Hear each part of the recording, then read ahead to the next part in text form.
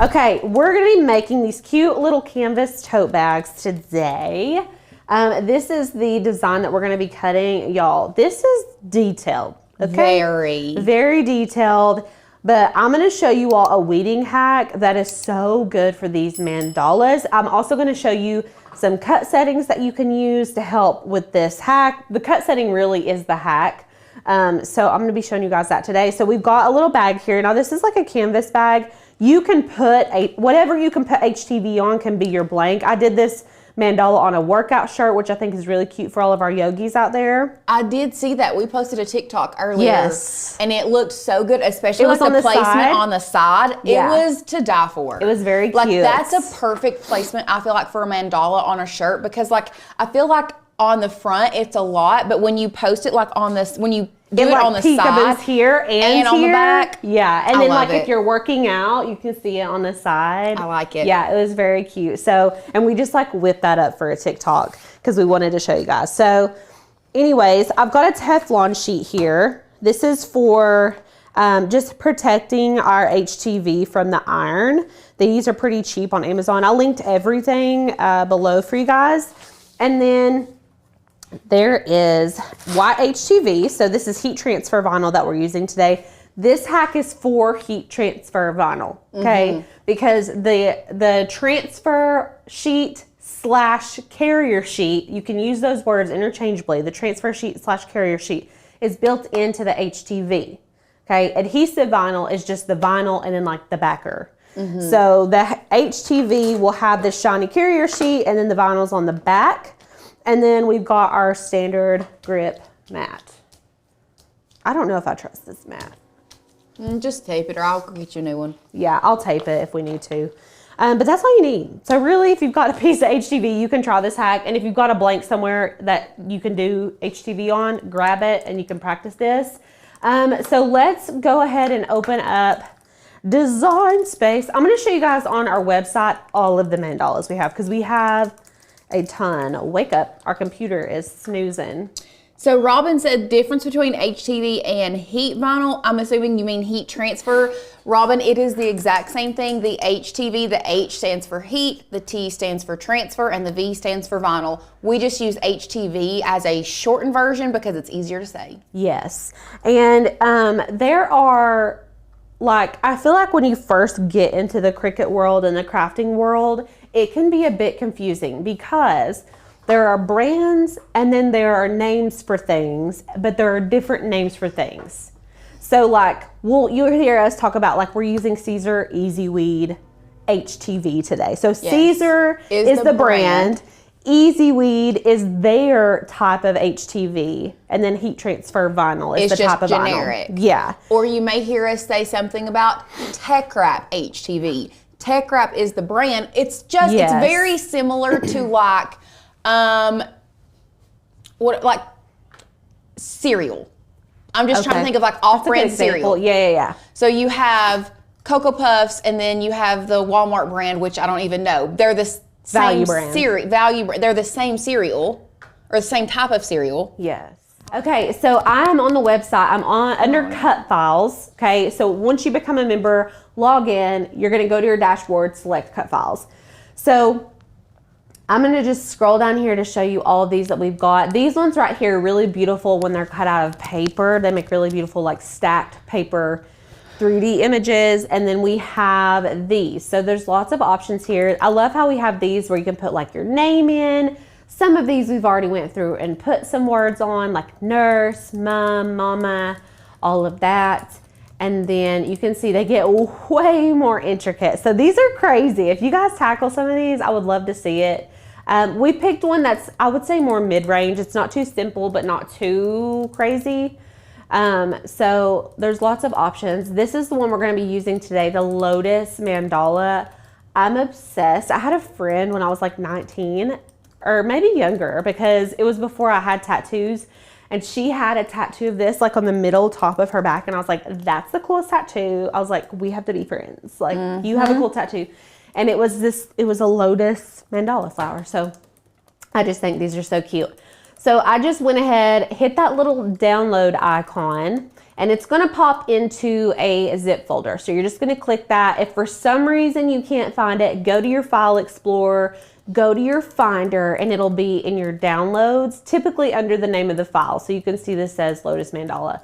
I'm going to double click on that, and there's going to be a PNG and an SVG. So the PNG is for our printable images. We are not printing anything today. We are cutting. So SVG, scissors. SVG is a scalable vector graphic. This is the one that you cut. Think S and SVG for scissors.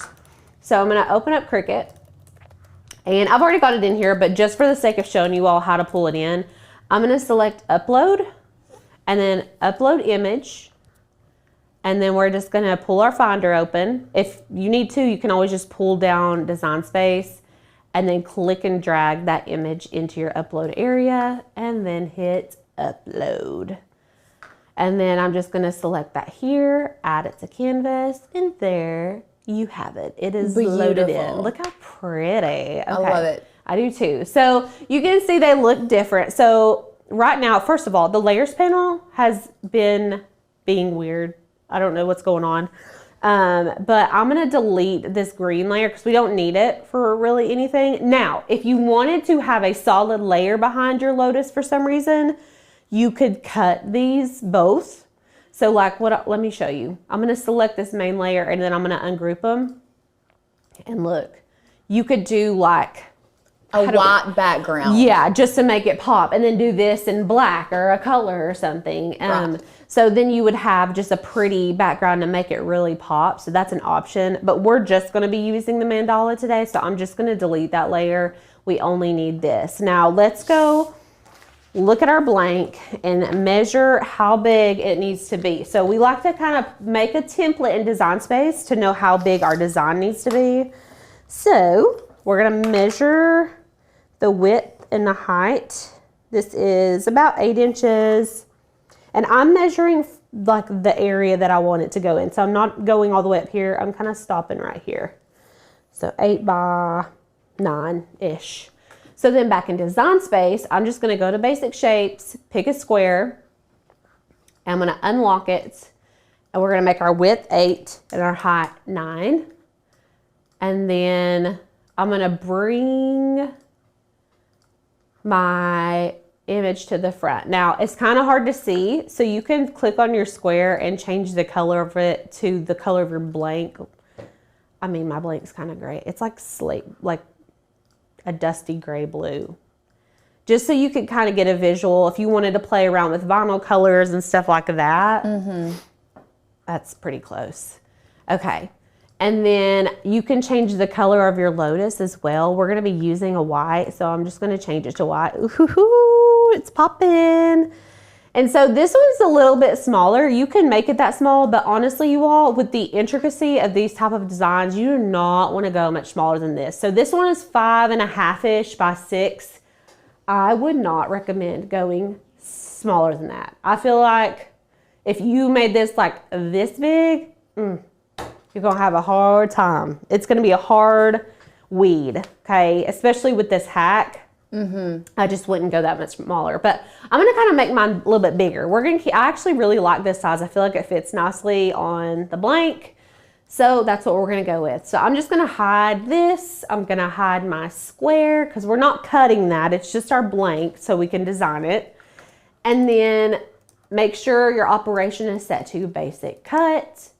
And then we're gonna go to make it. So go to make it. And once you get over here, we are working with heat transfer vinyl, and that means that we're gonna need to mirror our image. So right here, where it says mirror, we're gonna do that. It doesn't do much because it's a mandala, it's pretty symmetrical. It actually should be technically perfectly symmetrical. And then we're just gonna change the mat size to 12 by 12. Got it? Okay.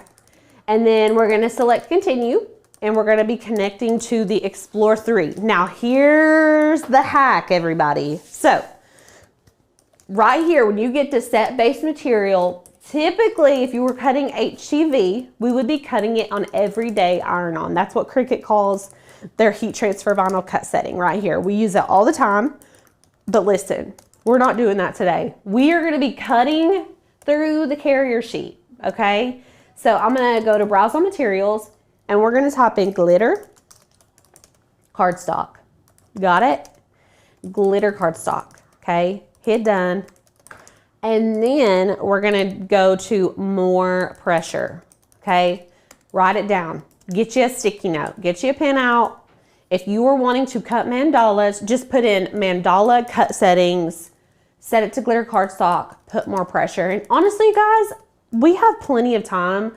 I'm going to show you how to make your own cut setting for this because I just feel like this is something people just like totally dismiss, or like not dismiss, but like don't even know about. So I have my glitter cardstock cut setting right here. Let's go to browse on materials again. And we're going to go to material settings. It's down here on the bottom left. Okay, let's go look for glitter cardstock. Where are you? It's in alphabetical order. If that helps you. Oh, here it is. Here it is. 270, 2 passes, fine point blade. So the pressure for glitter cardstock is 270, 2 passes with a fine point blade. Write it down if you need to remember it. You got it in your brain, Lauren? 272 passes, fine point blade. Got it. Okay. Lauren has a way better memory than me. And then scroll all the way to the bottom, and we're going to hit add new material. We're going to name this mandala cut setting. Mandala. Save. And then look, right here, we're going to have the opportunity to change how much pressure and how many passes. So I'm going to put this at 270. Are you going to do 1 or 2 passes? I hate 2 passes. I do too. Typically, like I get nervy. Yeah. What if we just... I don't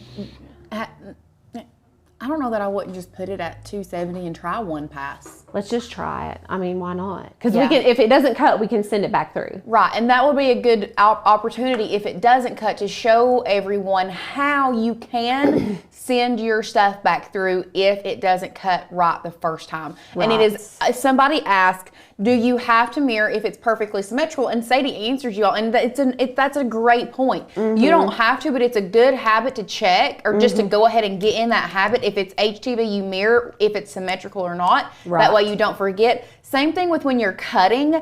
It's a good habit to get into, to always check your cuts before you unload your mat. Absolutely. We both are pretty good about it. And Tanner, I feel like, Yeah. checking. Just, we've been burned too many times, you know. So, okay, I'm just going to save it at 270 with 1 pass. So the glitter cardstock typically does 2 passes, but I'm just feeling like 1 pass would be okay. So we're going to save it. And then just hit done. I scrolled all the way to the bottom. We're going to hit done. And then we can browse all materials. And we're going to type in mandala. And look, there she is. Hit done. And now we have made our own cut setting in Design Space, which I think is incredible. That's amazing. Yeah. And the thing is we can tell you to use certain cut settings, but like Your machines. it truly does not matter whether it is top of the line machine, a Cricut machine, literally a Glowforge, a laser. I mean, I'm talking like even power tools. Like, it's just mechanics can be different. It can be put together the exact same, and sometimes it's just not. Right. There's a little something that's off. So it's good to know where you need to go to adjust your cut settings and add in manual cut settings. For sure, for sure. And I'm going to add more pressure to this. So we've got our pressure number is 270 with more pressure, because we're wanting to cut all the way through the transfer sheet, okay? All the way through the carrier sheet. So I have my vinyl shiny side down. Let me show you guys just so you can see. Carrier sheet or shiny. Carrier sheet or transfer sheet or shiny side needs to go down. You need to be looking at your vinyl when you're cutting HTV. Like, You always need to check, especially now that there are so many different brands of heat transfer vinyl. Right. And I'm going, HTV Ront is one that I feel like a lot of people really like. And listen, we don't hate it. Just know that their vinyl and heat transfer vinyl, sometimes it will have a different color. Like, you'll think it's the right side and it won't be the right side, because sometimes their carrier sheets are matte. yes. It's just, I don't know. Anyway. I want to put a new blade in. Beautiful. Because I feel like we've been using this blade for a really long time. Hold on. I've got some new blades here. These are just from Amazon. If you all, I didn't link these, but if you're ever needing replacement Cricut blades, go to Amazon, okay? This is what we get. It looks like the brand is this Streetweek. I don't know. But it's just cutting blades for Cricut Explorer Air 2, Air 3, and Maker. And we're just gonna pull out one of these red guys. Oop.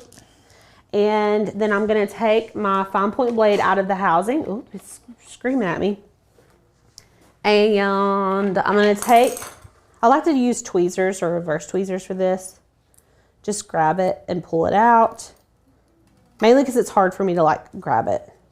And listen, there's two ends to this, okay? The red end's protecting the sharp end, so don't try to just shove that in, okay? We're gonna take that off and you're gonna put this side in, okay?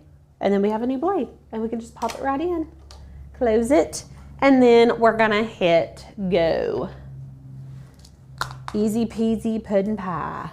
So Ann says, I didn't think they were as sharp as the premium Cricut blades. So the difference is the premium Cricut blades are actually made of tungsten steel. So yes. It's that, I mean, honestly, like it is a big difference, but for the amount that we have to change our blades, it's still economically smarter for us to get the blades off Amazon. Yes. This is going to be really good for this project because I can use the small areas to like really get in there. So I'm going to put that on the second heat setting for now. That's typically what I go to whenever, like just, especially if you don't know, like if you're just kind of piddling around with a new product or like a new medium, I think a medium heat setting is just a good safe go-to.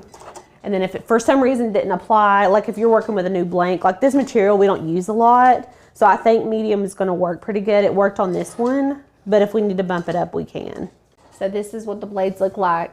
And then the red ones are the ones that we use. These are the 45-degree angle blades.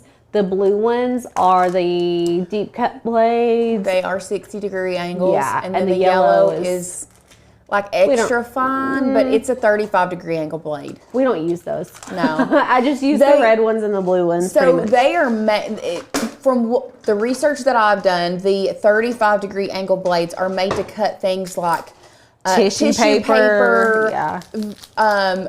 Crepe paper, things like that. But the problem is you can't put those types of material on a sticky mat for the Cricut. Yeah, right. Right, like y'all just need to be keeping an eye out because they might be putting more. That's what I'm saying. The only reason that me and Lauren were saying like we're scared to do a second cut is because sometimes that second cut where the first cut kind of agitates the vinyl, it loosens it up and then like it messes up your cut and everything kind of goes haywire. So, yeah. And you can see it's loosening up some of the pieces, but a lot of these pieces we don't need. So like it's plucking out some of the pieces that we would weed out normally, so it's fine. As long as it doesn't get jammed or something like that. You do. And they are so faded at this point because they're in direct sunlight. They are. Well, I was wondering if they were sublimated because I was literally looking at those on Monday. No, they're printed. They're printed funny. HTV. Okay. Or printed on printable magnet sheet. So here we go. So I'm going to go ahead and take off the outer edge. Okay. We're just going to delicately take this off to make sure there's no snags. I can see there's some right there. So what would be good is to have a true control knife or an X-Acto knife on you while you're doing this, just to make sure, tell me if my big old head gets in the way, just to make sure if there's any places that you need to cut, you can. And then what I'm gonna do is take a weeding tool and we're just gonna kind of very delicately lift this off of the mat, okay? Now, while this seems a little tedious, it's way less tedious than having to weed your own mandala, okay? Absolutely. So that's the benefit here. And there may be like a couple little pieces that we kind of have to pull out, like weed out our own, but not nearly as many as we would have to do if we just tried to weed this organically. So can you guys see what this has done? It's cut all the way through the carrier sheet. So it's shiny on the front still. Isn't that crazy? Mm-hmm. Everybody's saying they want to see puzzles that might be added to our stuff. Okay, well, we're having a content planning meeting. We are. So we will You all are getting the suggestions in right when you need to. What kind of puzzles do y'all want? Someone said craft board puzzle. Okay. Oh, Like okay. if we did like a sticker sheet on top of a craft board Yeah. and turned it into a puzzle, that would be cute. We could totally do that. We can do all kinds of stuff like that. I personally really like the printable magnet sheet puzzles too, because you can put it like on the fridge. You can. Yes. I just really like those too. I think they're so cute. Okay, here. So we're using a standard grip mat, so like obviously it's sticky. So this weeding tool's really coming in handy, helping me get all this stuff up. And then you can just use a scraper tool to get the excess pieces off. Look at me. Okay, this is like the general portion of it, but then there's like other little pieces that still need to come out. So I'm just gonna pop out any excess pieces. You might need to put, I What? was about to say you might need to put it on something that's like colorful. Yes. Here, hold on. There's an a orange piece- cardstocker right That's there. what I was grabbing. And I actually use this for that purpose. Oh, so much better. Can y'all see that? Oh, they could not see the white at all. If we ever get a new table, it's going to be a color table, like black or something. So there's like a bunch of little tiny, like little baby bitty bits in here. I'm going to take a pen tool and get these out.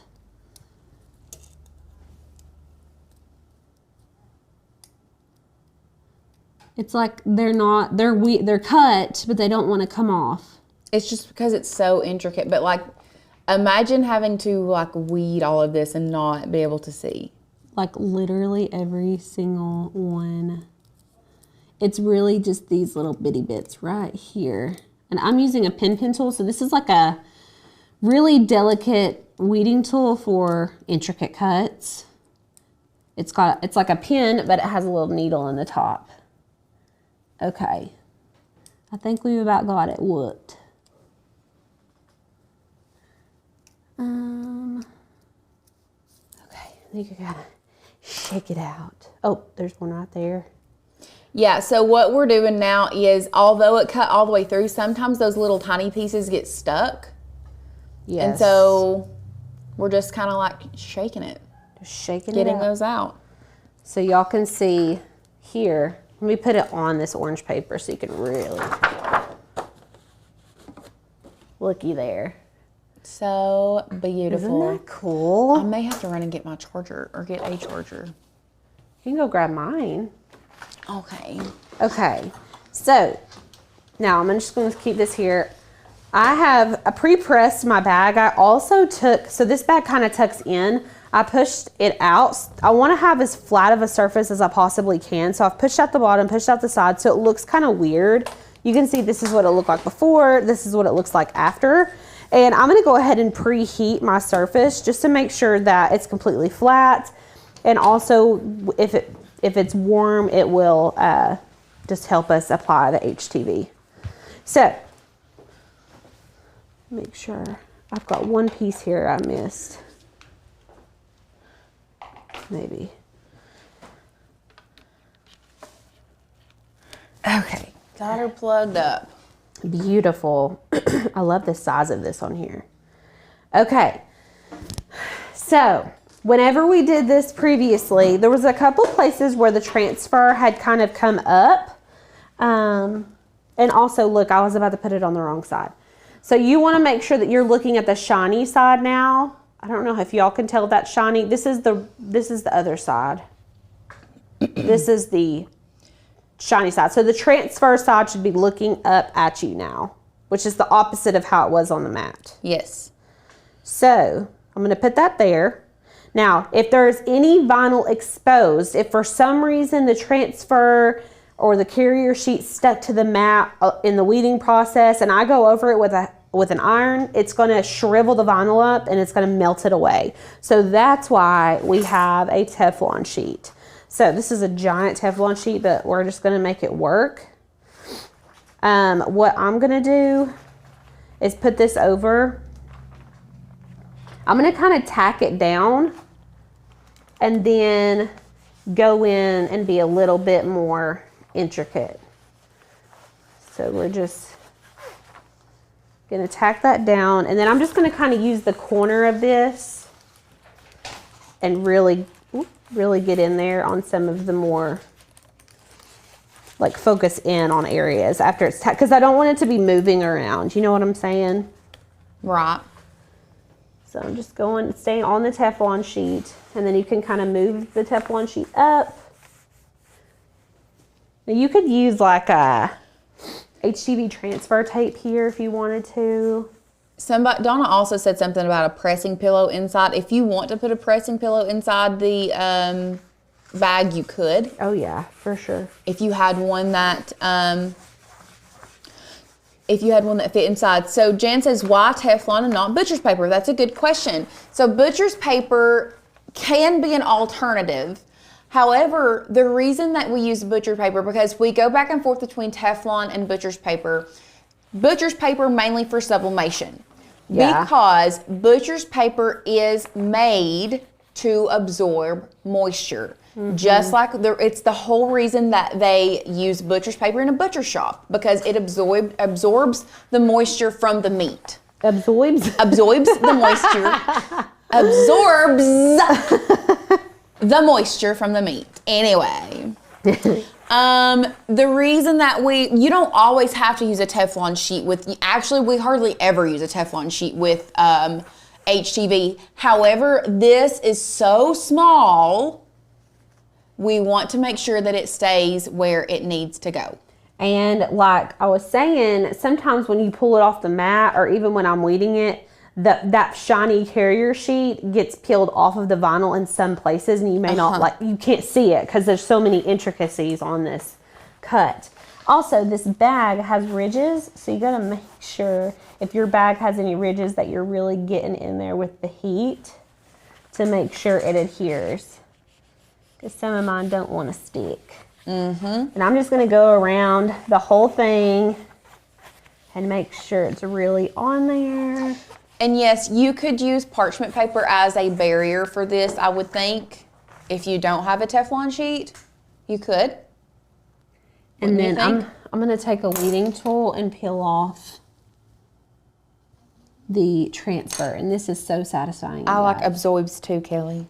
It absorbs. So you want to go slow when you're peeling this off in case you miss any spots. Oh, look. You guys see it? You see it waving at me? So this is really when the Teflon sheet comes in, because we've already pulled off our carrier sheet a little bit. So I'm just going to put this right back on here, and I'm going to tap it with the heat again. And this is on that ridge, so that's what's making it difficult to attach down. And then we can go ahead and start peeling again. Remember, go slow, because if you pull this too hard and that vinyl is hot, it's going to stretch your vinyl out, and we don't want to do that. Ooh. Okay. I mean, what do you guys think? Are you going to be trying this? Everybody's loving it. Okay, good, good. I can't look at the comments. I'm focused. I know. This is you've got to focus on this. Like, if you think that this is like what we're doing here is intricate, try doing it the normal way and like weeding everything and all this other stuff. Let me just tell you. Yeah. I personally stay away from mandalas for that reason, but with this hack, I think I would do it just fine. Oh, absolutely. Look how cute. That's it.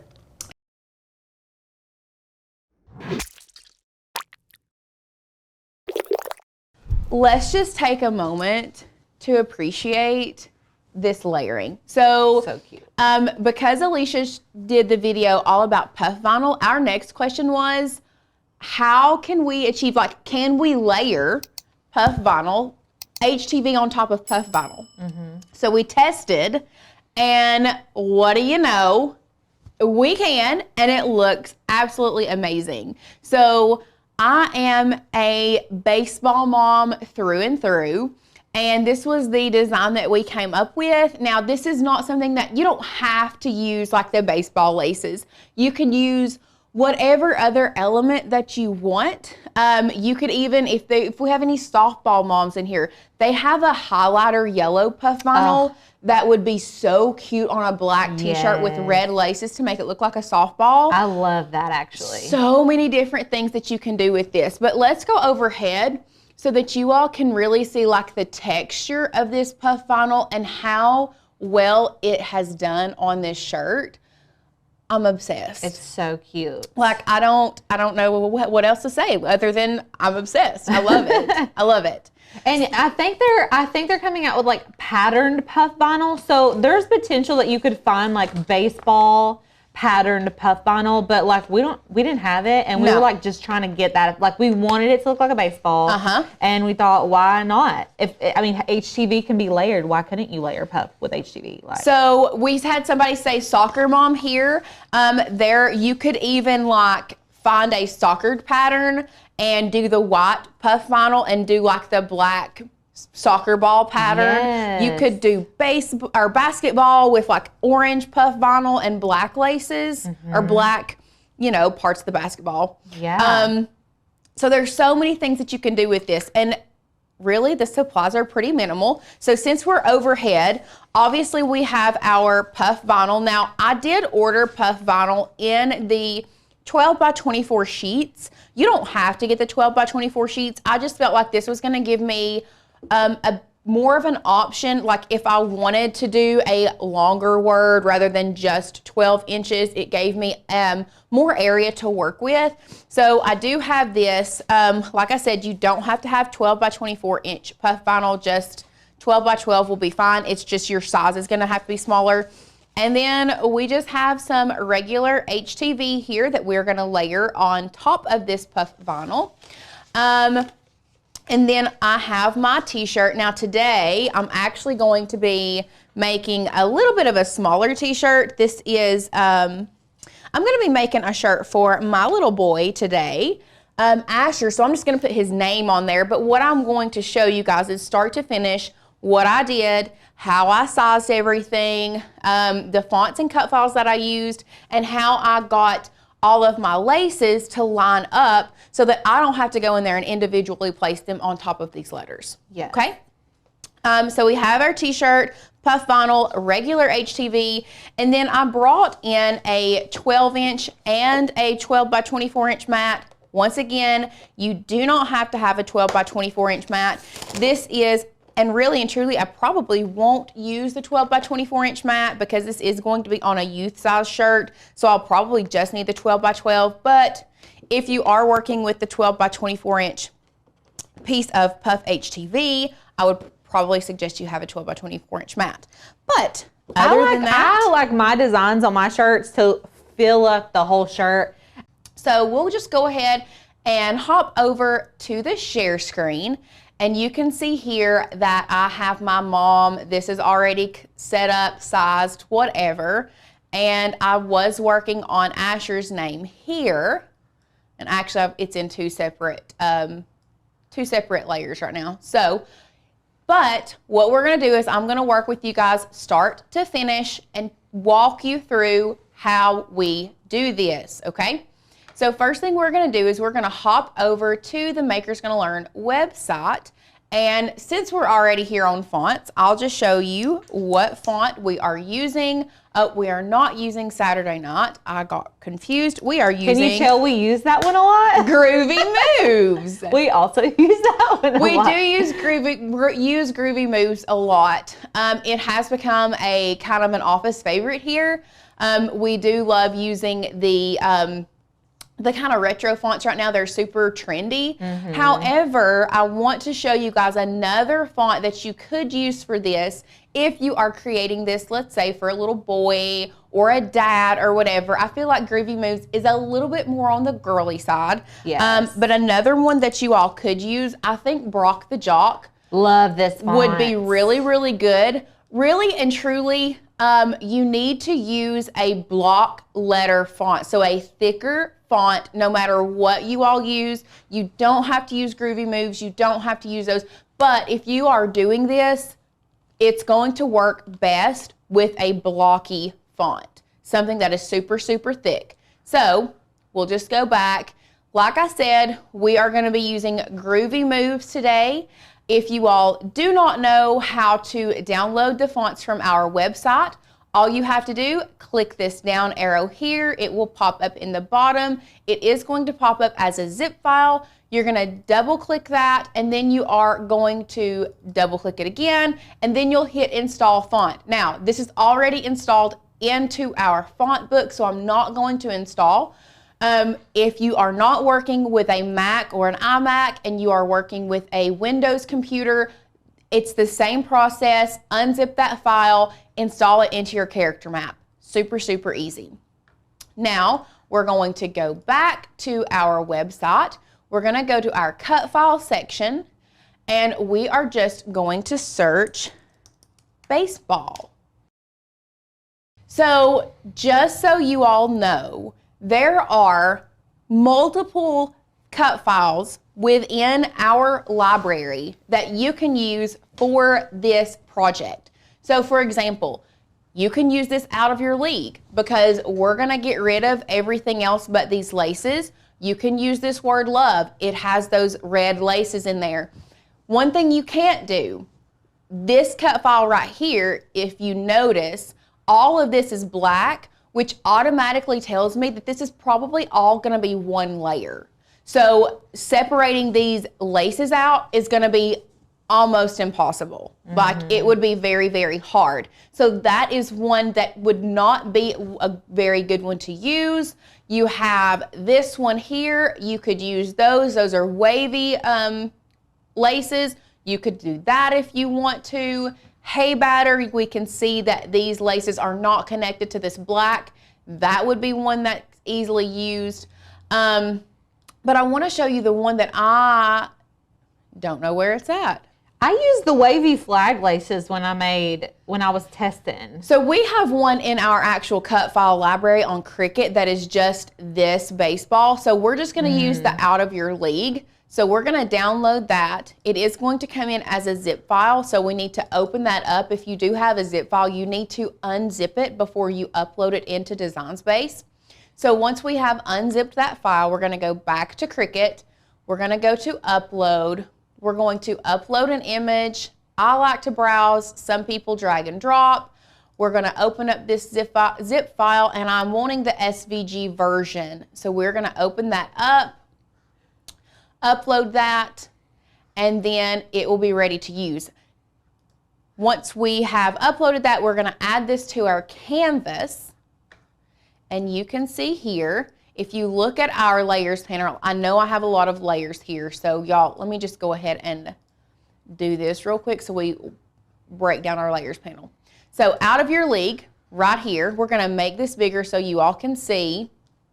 So you can see that we are working with 3 different layers on this cut file. We have our black layer, we have our league layer, and then we have our red layer, or laces. So we want to get rid of everything but the laces because the laces are what we're going to be working with. So literally all I'm going to do, you don't have to, the cool thing about this update with Cricut that they've done recently is you can work with each singular layer here without having to ungroup the file. So all I'm going to do is I'm going to select each layer that I do not want, starting with league, and I'm just going to hit delete, backspace on my keyboard. Same thing here. I don't want this black layer, delete it out. And then here is what we are left with. This is what we want to use. This is what we are working with. So now we have manipulated that file to extract the pieces that we want to work with. And now what I want to do, because I even want to take it a step further, and I want to work with the top lace. So let me rotate this around for you guys so we can. So I want to work with this top lace separate from this bottom lace. So what I like to do, and some people like to do this differently, it's going to be completely up to you guys. You can bring in a square, slice it out, whatever. What I have been doing recently is just coming and like duplicating it. So now I have 2 sets, and now I'm just going to contour. So the first set, I'm going to contour out one side, done. And the second set, I'm going to contour out the other side. So now I have both the laces, but I can manipulate and move them separate. This is a perfect example because me and you always have this conversation of why you would still need the slice function and as well as the combine functions. Yes. This is perfect because you cannot use exclude, subtract, Yes. intersect. You can't use that to separate those layers, but you can use the contour or the slice here. And you're not going to lose the other half of the image. And you're really going to see where slice is going to come in handy when we get into manipulating and getting these laces where we want them, okay? So once we have our laces ready to go, I've kind of got them to the side, okay? What we're gonna do is we're gonna grab our text box.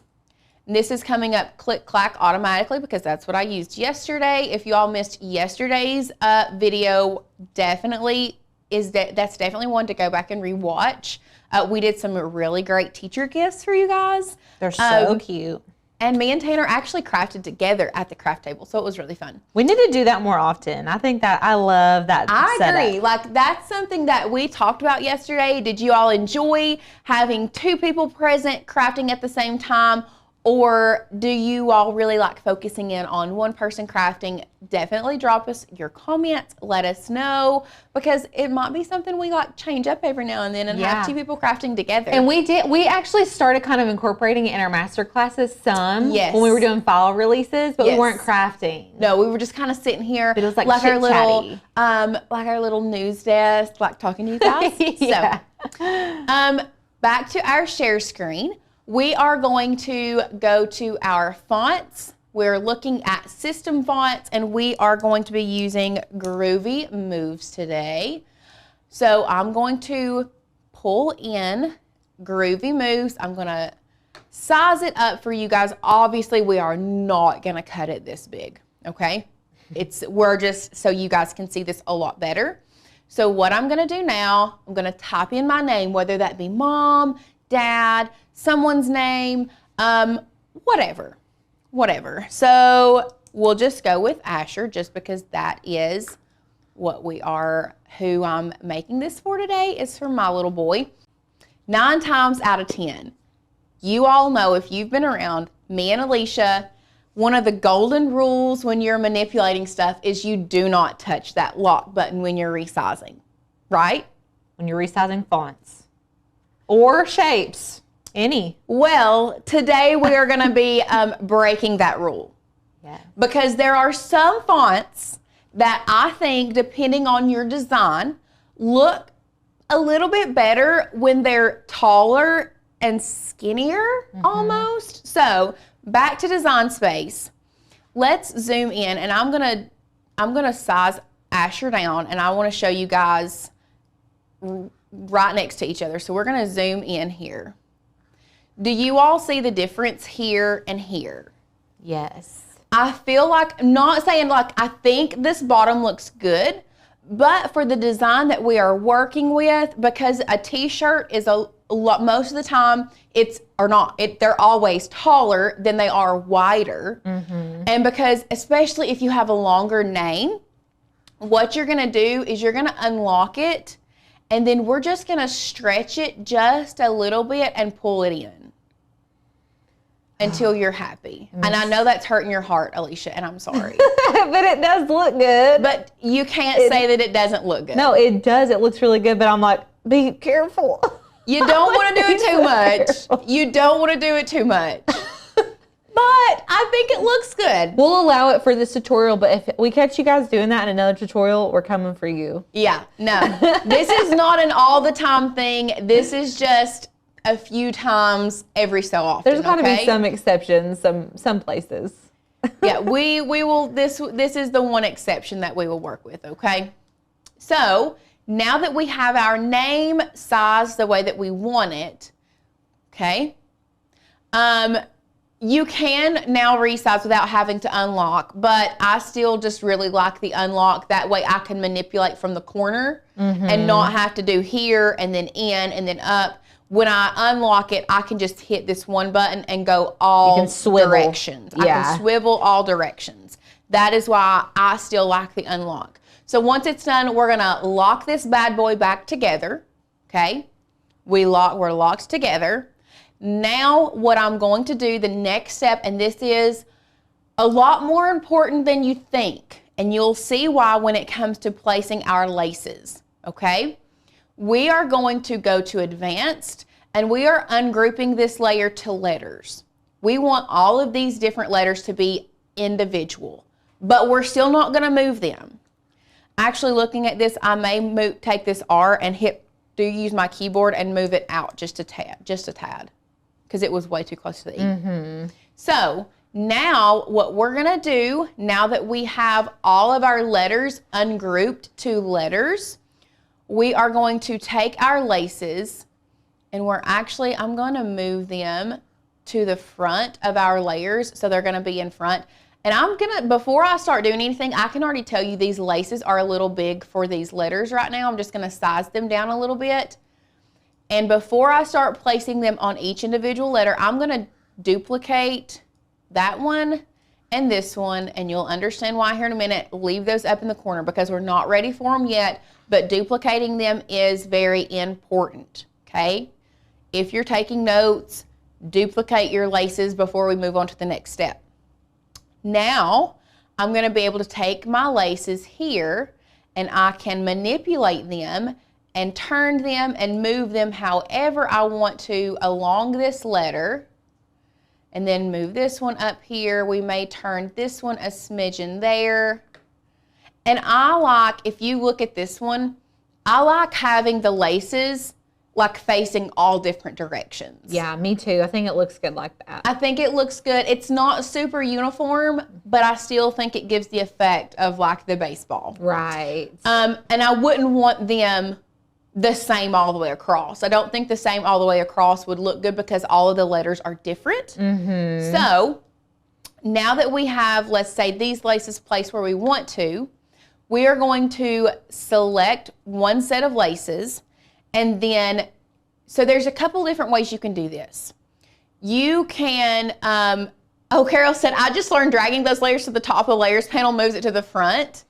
Yes. Mm-hmm. So let's talk about how I just did that.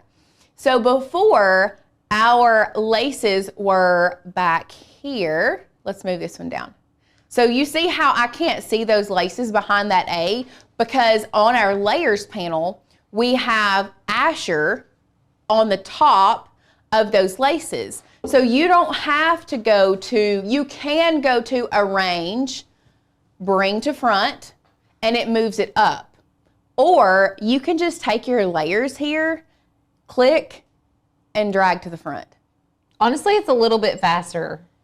I like clicking and dragging. Because you can like place it exactly where you want it on your canvas. Like yes. If you wanted it between two layers, like you could do that, yes. Or you can put it wherever you want. Yes.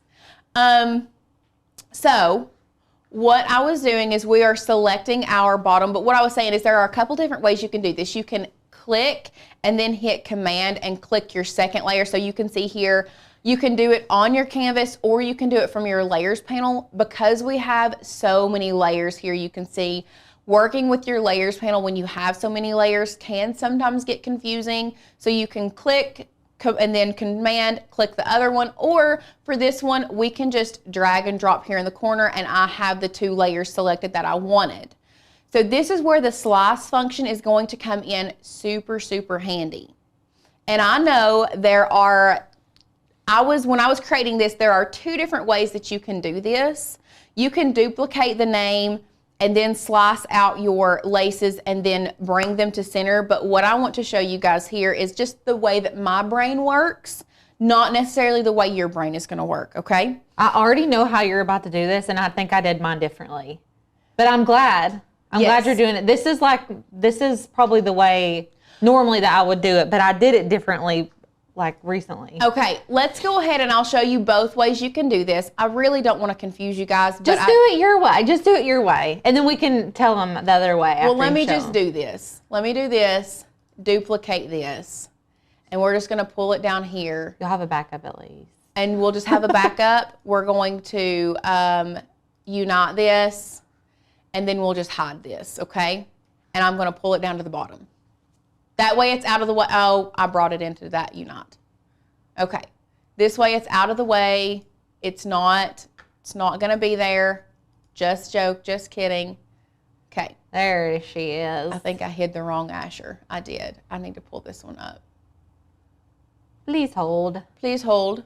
Please hold while I connect your Stacy call. says, well, sorry, I have to admit I manipulate fonts like that all the time. Whatever works best to make it fit. That's true. Yes, listen, Stacy, we get it. But there are some fonts when people will manipulate them, they don't look good like that. So There's no rule. There's no rule. It's just a pet peeve of ours. And Yeah. and if I'm sure that your projects look great. Hopefully we did. Sure, they look it. absolutely amazing. So what we're doing now is we are selecting one set of laces and the A. Okay. What I'm going to do now is I'm going to slice that, not touching anything. Come back up here, drag and drop the second set of laces. Oh, you see I grabbed the S. And the A, here you go, and we're going to slice again. So now we have all of these slice results that are outside that A that I want to delete. So this is a slice result I want to delete, gone. This is a slice result I want to delete, gone. Okay? Now, what I have been doing is grabbing that A, and this is where slice comes in handy, where the other combined functions do not. Once again, this is just how my brain works. This is not necessarily how you all have to do it. So what I did is grab that A that I just sliced out, hold the Command or Control key on your keyboard, select the second gray layer that we sliced out, and then select that third layer we sliced out. And then I come down here to combine, and I unite them back together. You can see they're back together, and then I just merge those layers so that now I have the A, and I can move those slice results back in front of the A. Becky, I did not know that's what you were about to do. What did you think I was about to do? I don't know, but I did not know you were going to merge that letter back together. That was, yes. I like that that's a hack, y'all. Yes, I like merging that letter back together. So rather than duplicating it and having like two separate images of the same letter. Which, once you merge, just so you guys know, go back to camera one. I don't know if that is new with Design Space, merging that layer, that A back together. That's going to do the same thing as weld. Right. So I could have actually just hit weld. Yeah. And done the same thing. Yeah. But it's just how it's. I didn't realize that merge layers was a thing. Mm-hmm. So I just saw that a while ago. So really and truly, I could have cut out another step and just hit weld. Or the other way that you can do this, and we'll do this with the S. So this is why I duplicated these laces, so I have them ready to go with the S. So now I'm going to duplicate them again and keep them up. I don't need that one. We're going to duplicate the top one and duplicate the bottom one again, so they're up there in the corner. And then I'm going to come in here, move this lace and manipulate it where I want it. And then bring this guy in, manipulate it where I want it. And then same thing, selecting those two layers, we are going to slice. And then selecting these two layers, we're going to slice again. So now one thing you could do is you could actually delete out all of the gray and unwanted red layers, and you're just left with that, which would fit into the S, and then you could do the whole name that way, combine all your laces, and then bring it over top of that second Asher. Do you want to know what I would do? What? I don't know if I would do it now because I like your technique, but what I would have done is got all of the letters, placed all of my laces, and then selected all of it and hit exclude. Because you can exclude like 50 layers. There's like no limit. The only thing would be where your lace overlaps your H. Like you would have to make sure that your laces aren't touching the other letters, which might be hard because the letters are so close together. Yes. But that's just, I don't want to confuse you guys. That's just what my brain was doing. But I really, really like this technique. This is great. Yeah. So there's many ways you can get the result. Like, don't feel obligated to one direction because you guys can do lots of different ways. There are 10,000 ways to skin a cat. Right. We all know this. But now you can see we can place them all individually. I love it. Okay? It's looking good. So this is just a rinse and repeat process. Before you do that, you want to duplicate. Make sure you duplicate your layers. Duplicate that guy. He's going to come up there, and then we're just going to select those two, slice. Select the bottom two, slice. We're going to weld these gray layers back together, and then delete out the red layers we don't want. Bring those two layers up front. And if you all are feeling lost at all, one thing is that this will be on the channel so you guys can go back and rewatch it as many times as you need to. Lauren's about to repeat this process 2 more times. So at that point, she'll have it done 5 times. So you guys are going to be able to see it done multiple times. I'm not going to talk. I'm going to let you do the next letter fully through. Okay. So I was afraid that this was going to happen, trying to show you the 10 different ways you can get to this point. So let's go back to our first way.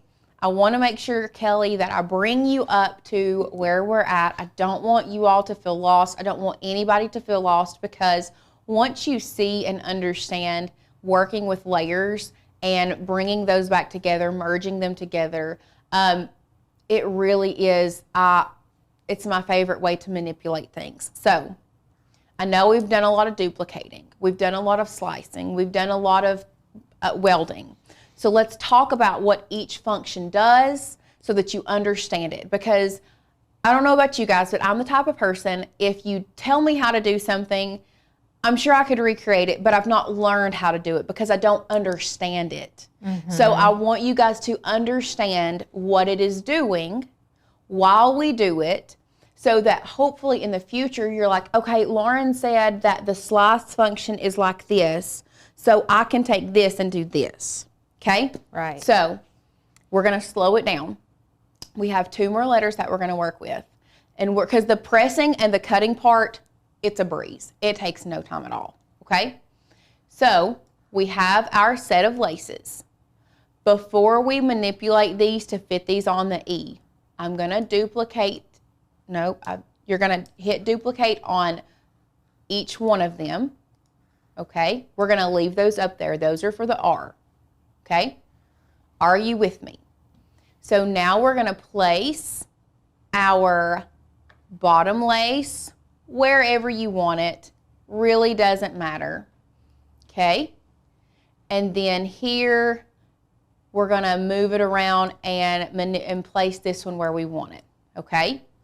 So, go back to 1.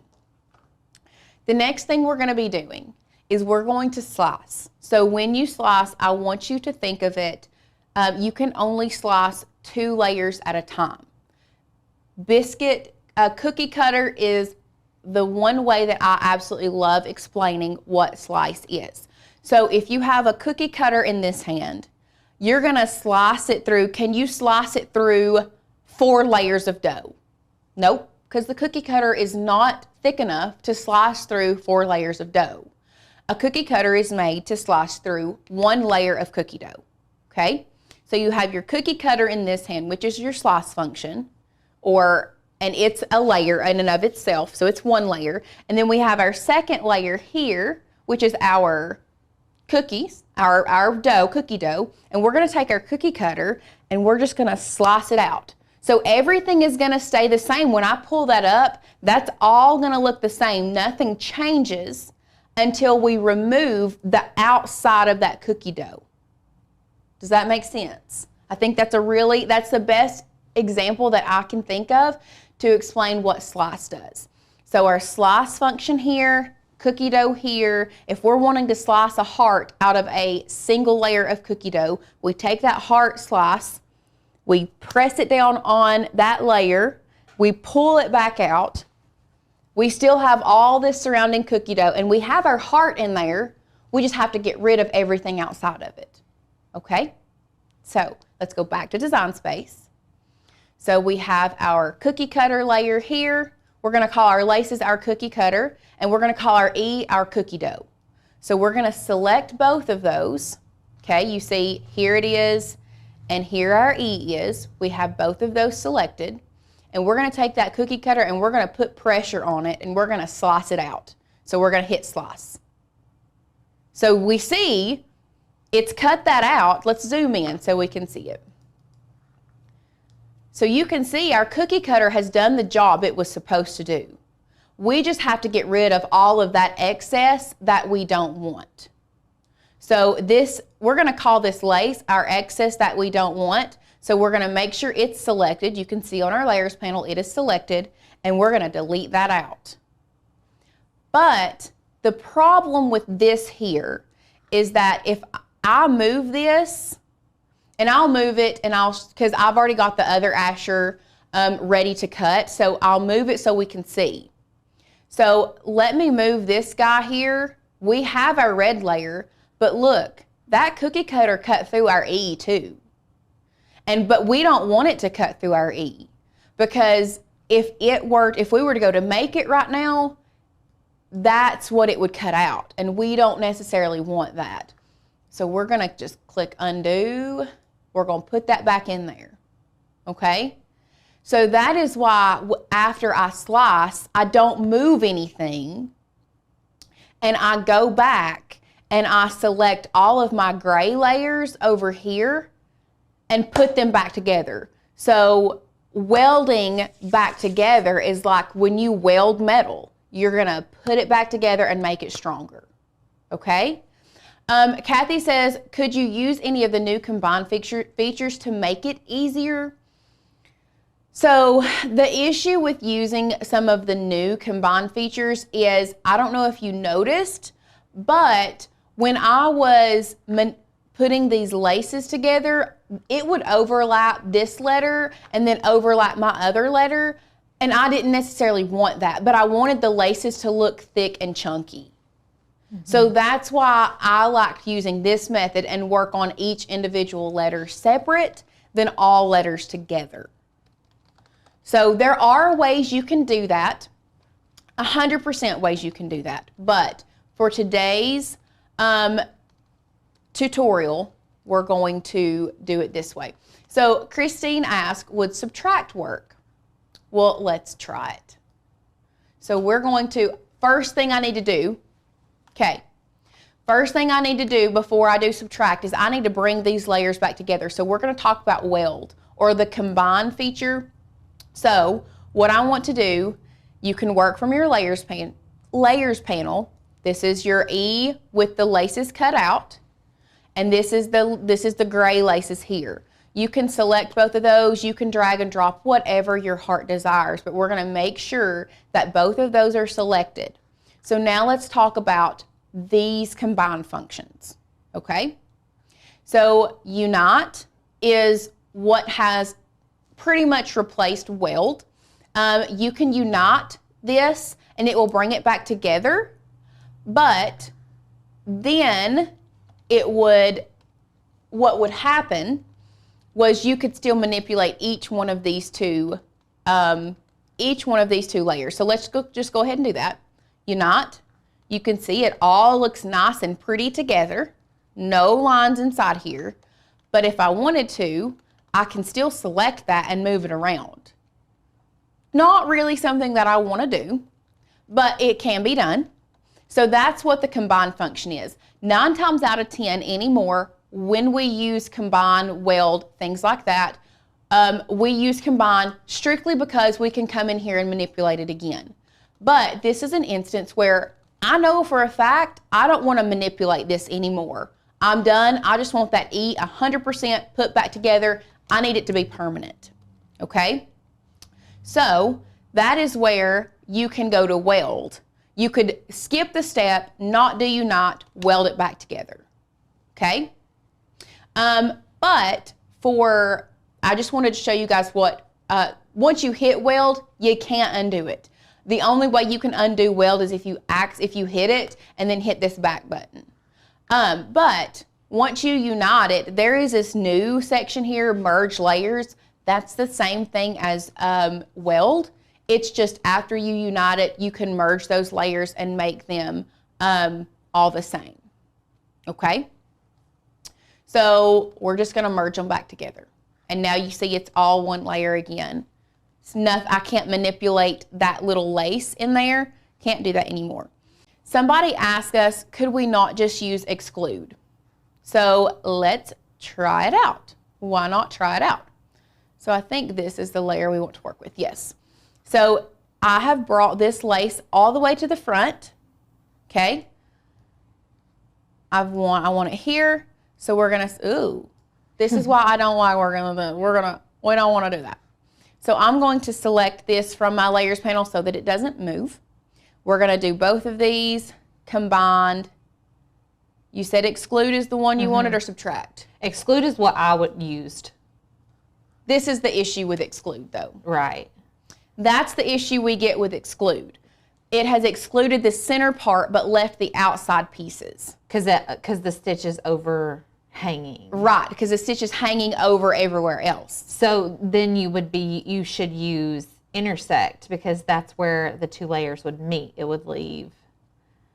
I was thinking I used exclude, but do intersect and see what happens. Intersect Okay. gets rid of my E. It does, but if you duplicate the word, you would have them already, if that makes sense. Well, I liked seeing both of the layers, so that's what I do. Slice, get rid of the slice that I don't want, and bring my letters back together. It does make it a lot easier to see what you're doing. I honestly, I prefer this method. This is the best way you could probably do it. And if y'all figure out a way that you like it better, do it that way. But like, if you don't know a good method, this is a really good one to go with. Like, just following exactly how Lauren's doing it. So now I think we're off just a smidgen, but it's okay. We're not gonna use this one anyway, okay? So now we are selecting, once again, we're gonna use our cookie cutter. We're selecting our E, and here we're gonna cookie cut that out. We're gonna get rid of this outside piece we don't want. You see that?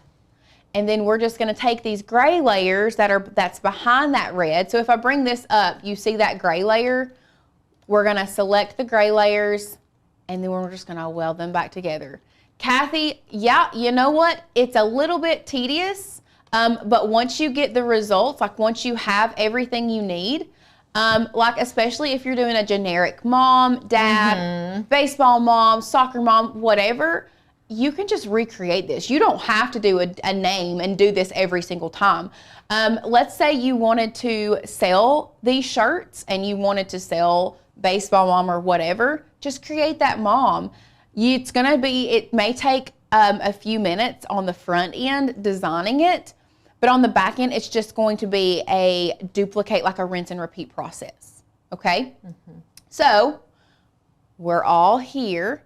And it really isn't, once you know your technique and how to do this, it's super quick. Like, I'm pretty sure, how long did it take me sitting out there while we were eating? Like 5 minutes to do Asher's name? Listen, whenever we first were doing this project, I whipped it so hard the first time. Like, it didn't take that long at all. Okay, so we're just gonna do this super fast, because I really want to talk to you guys about the next step. That is gonna be very important, okay? So we are just doing our R, we're selecting those two layers, slice, cookie cutter to slice, bottom two, slice. See, this is how I did it, very fast. Delete out my outside layers, delete out my outside, see, I deleted that one out on accident. Undo, pick all my gray layers here, combine, weld them together, and then bring these two layers in front of that gray layer. Okay? That's how 10.5 seconds. Yes. So now what you want to do, because look at our layer panel, how long this is, right? We want to attach all of these back together. So we're gonna start selecting our letters A, S, H, E, and R, okay? Two different ways you can do this.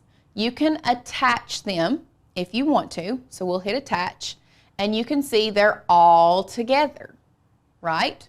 I want to explain to you what attach is. Attach, I want you to think of attach as a paper clip.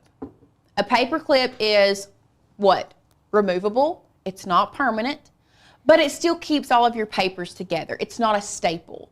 Not saying staples are removable, but staples are a little bit more permanent than a paper clip. So think of attach. That's why they've used that paper clip symbol. It's very, very intentional that they use the paper clip, because they want you to realize that a paper clip is removable. You can keep your pack of papers together, put your paper clip on, and that's going to keep it the same all the way through the process. It's going to keep your papers together through every single process that paper clip is. But once you save it, you can come back and remove that paper clip and still work and manipulate if you want to. Okay? So that is why attach might be beneficial to you all, especially if you want to, if you are selling these and making like super custom names, you can already have, you can do the full alphabet, A, B, C, whatever, and attach like your letters together, and then come in and detach them, and then just duplicate the letters you need and put them together if you wanted to. But that's why I wanted to make sure you all know what attach is. I want you to think of it as a paper clip that can be taken off if you want to, or put back on. So, and they're going to stay exactly where they're at on the canvas when you go to your make it mat. So like if you just group these together, they would not stay together. You have to attach them or they're going to float around everywhere. So now we're going to do the same thing for the red layers. All of our laces, we're going to select all of our laces. Now they are just right behind. I don't want to move this because I want to show you guys what happens when you do this. They're just right behind our letters. We just can't see them right now. But we're just going to make sure all of our red laces are selected here. Attach. Boom. They're right back where they need to be. Okay. Love it. Are we good? Yes. So once we're done there, I'm actually going to be working with this one. So I'm just going to delete this guy out down here. And I am going to... I'm going to hide my mom. Okay? That's not very nice. Huh? Hide your mom. I'm going to hide my mom. I'll hide my mom. So now, once you're done, we're going to go to, no, we're not. We're going to go back. We're going to cancel that. And we're going to size our t-shirt before we go to make it. So let's go overhead. And I'm going to size my t-shirt. So we are working with a, let's see, take my handy dandy, Maker's gonna learn measuring tape here. I am comfortable working within, I'd say about 10 inches, 11 at most. You don't want it to go into their like armpits. No, That's no. what I always think you about. need to be careful when you are sizing t-shirts to keep it within this area, because a lot of times once you start getting over here, it's just gonna go down into the armpit, especially if you're working on ladies t-shirts. Be very, very super aware of that, please. Ladies, you know our issues, you know. The Lord blessed us. So you just wanna make sure you keep it within this range right here, whether you're working with a youth size, an adult, whatever. So for a youth size t-shirt, I would probably be comfortable working within 10 inches. So I'm just gonna go back to Design Space. And we're going to select both of these, and we see I have it at 16 inches. I don't need it. I'm actually just gonna go to my width, and I'm gonna type in 10. And that right there is exactly what I want, which makes my letters 2.8, 2 1/4, a little over 2 3/4. That's not too small. Once you go overhead, you can see, like, I thought that it was 2 inches, so I was like, oh my gosh, 2-inch letters are tiny, but it's really more like 2 3/4, a little over 2 3/4, so that'll be really good for this t-shirt. Yeah, that'll be cute. So we're working with 10 inches. Now that we have it sized, we are then gonna go to make it. And you can see it will fit perfectly on our 12 by 12 mat. I don't know about you guys, but I actually despise the fact that Cricut automatically thinks our mats are 12 by 24 Somebody needs now. to call Cricut and let them know. What's going on? We don't like it. Hello. I feel like that'd be such an easy fix. It would be. Like me, like I know how to code design software. I'm like, Yeah. you could just fix it. Just fix it. It's been the opposite way for my whole life. I know. So I have mirrored both of these images, okay? Now, for mom, in case you all are aware, you can spell mom the same forward and backwards. And I actually forgot to, in case you all weren't aware. And upside down. Wow.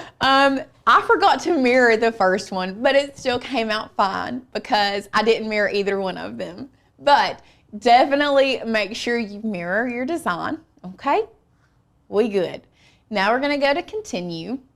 I don't know, Cricket, I am connected to my Explore 3. So I'm now going to, let's see, will it fit?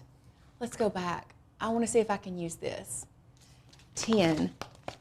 I think I can, y'all. I think I can. I can use this piece. I can just use this piece. I don't have to cut anything off of that 12 by 24 inch piece. I'm gonna cut this little guy off the side real quick. Wilma says that you can change it in the settings. Well, Wilma, here I go. I'm gonna go fix mine. I have piddled around. Y'all, honestly, I get in here and then I don't remember to fix it until I go to make something and I'm like, that's annoying. And then I forget to fix it. So I'm just gonna go to my settings. So Diane says hers does not revert. Oh, Wilma says it's under settings, load type. Y'all, this is why I absolutely adore this community, because not only do we feel like we get to teach you all, but y'all teach us. Like, we're learners, we are crafters and learners just like you all. So anything, like, teach us all the things. We want to know, because although we do it every day, there are certain things that we really, really miss. Well, I fixed it. Thanks, Wilma. I appreciate you. Genuinely. Wilma's the Shout MVP out. of today. Yeah, gold star. Gold star. Triple gold star. This has been on our nerves for like 3 weeks now. Okay, so Denise said, on specific vinyl, do you cut on the shiny side or on the matte side? I'm glad you asked that, because this is what we're fixing to talk about. With this little piece that I cut off, I'm going to show you guys why it is important with your puff vinyl to check which side is the carrier sheet. So the carrier sheet is the side that has the, and I'm going to grab this weeding tool. Y'all, I cleaned the paint with this weeding tool earlier, so we're going to, anyway. So the carrier sheet is the sheet that keeps our vinyl down. So on this, I don't know if you can tell, look at this. Let's just talk about, if you were just cutting this vinyl, we always say shiny side down. Right? Mm-hmm. For vinyl, or HTV, we always say shiny side down. So look, we have a shiny side and we have a matte side. So what would you all do? Place it shiny side down with that matte side facing up. Right. It's what I did the first time. Yep. I was so confused. But I want you to look at this. So when we take the corner of our HTV and try to peel it away, we take, and it just came off. Let me try to get it one more time. Look, I'm going to peel most of this off. Y'all should have seen me and Lauren detaching the carrier The matte sheet. side is the carrier sheet. Yes. The shiny side is the back. That's the adhesive on the back of this vinyl. Mm-hmm. Normally the adhesive is matte on HTV, but this time the matte is the carrier sheet and the shiny is the adhesive. And listen, I don't know if you want to show them that reference guide, because I put a little asterisk and it literally says, always cut puff vinyl with the carrier sheet facing down and you press with the carrier sheet up. Yes. So I don't know if you want to show them where they can find it, because I have to refer back to it still, because. Let's cut all of this, and then when we press it, we'll go back and look at the settings. At it. Okay. So now that we have discovered, like we've talked about, it's carrier sheet down, and for this instance, the carrier sheet is a matte carrier sheet. We are going to select done, and y'all, I just cut this on everyday iron-on setting. Very simple. I am going to burnish this down because I did not burnish this down a while ago. We just gone, oh, snap, crackle, pop. What did I just do? can't see. It's fine. No, it's not Was fine. something cut out of it already? No. I just burnished too hard. Oh, that's weird. It looks like it was like cut up. No. Well. No, I just burnished too hard. Well, okay. Let's go back and see if we can fit this bad boy in here. I bet you can. Yeah. It's at 3. No.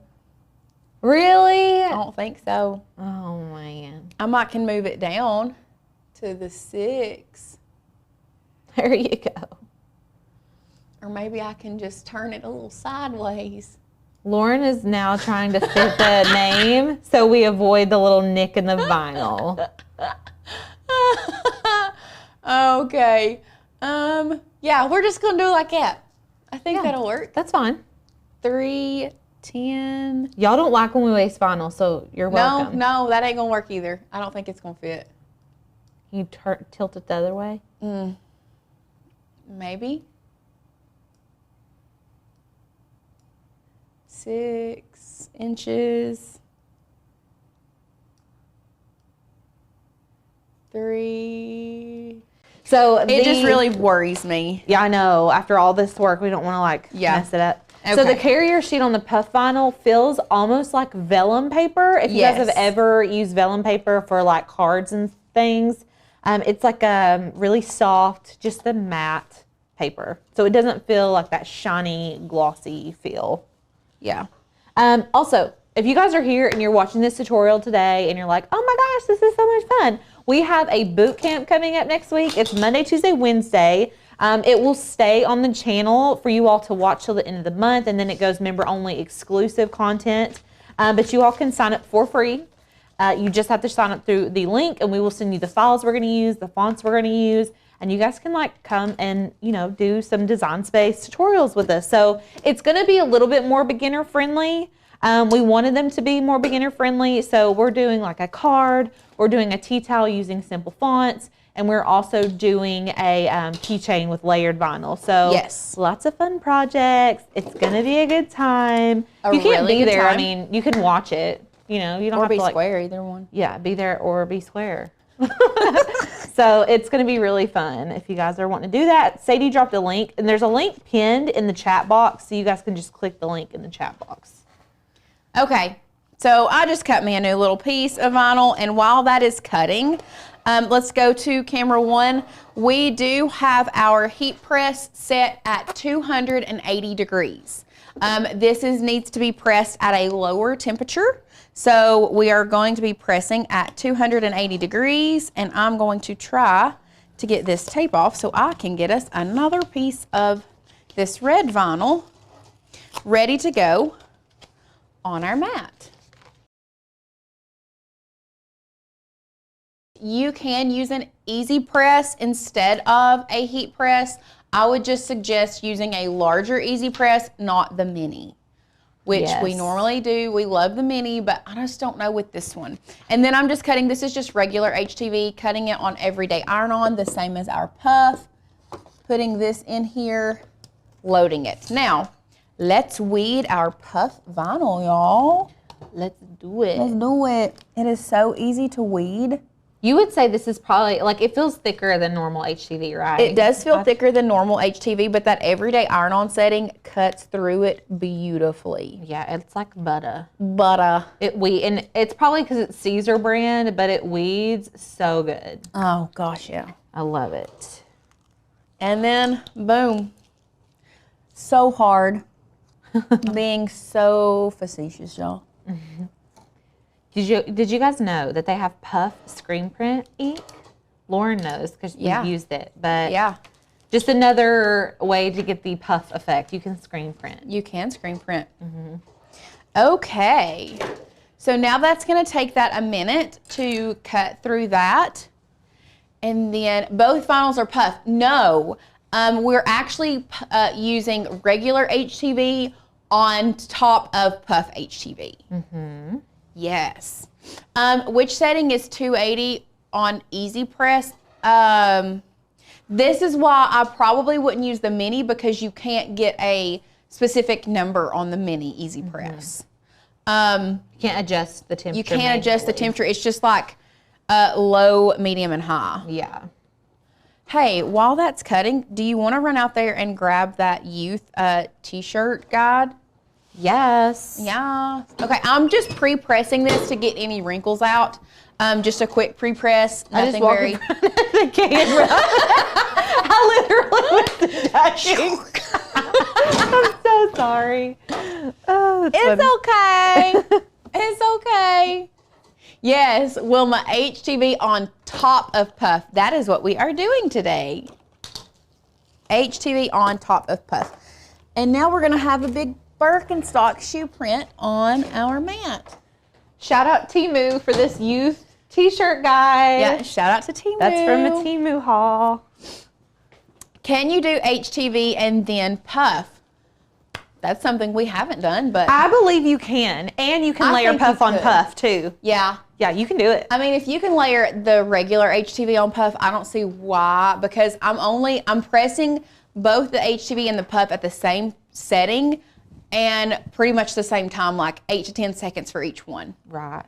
So now I'm going to weed out our laces. Now you all know me, and you know that I love to save as much vinyl as possible.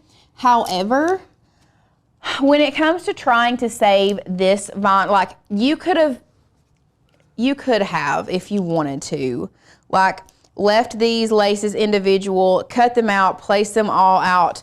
But like that puzzle is not one that I want to deal with when I can just weed this so easy like this and literally just go in there. And I think I tore off no I didn't, that's just the letter. Thought I tore off a lace. So this is one that, you know, we are wasting some vinyl, but keeping it all together so that you can just lay it on top makes it so much easier. It really it makes your life, I'm telling you, it makes your life so much easier. So now you can see we have, and I'll show you, we have our regular HTV layer cut out and our puff layer. And look how beautifully those go together. That's gorgeous. I just love it.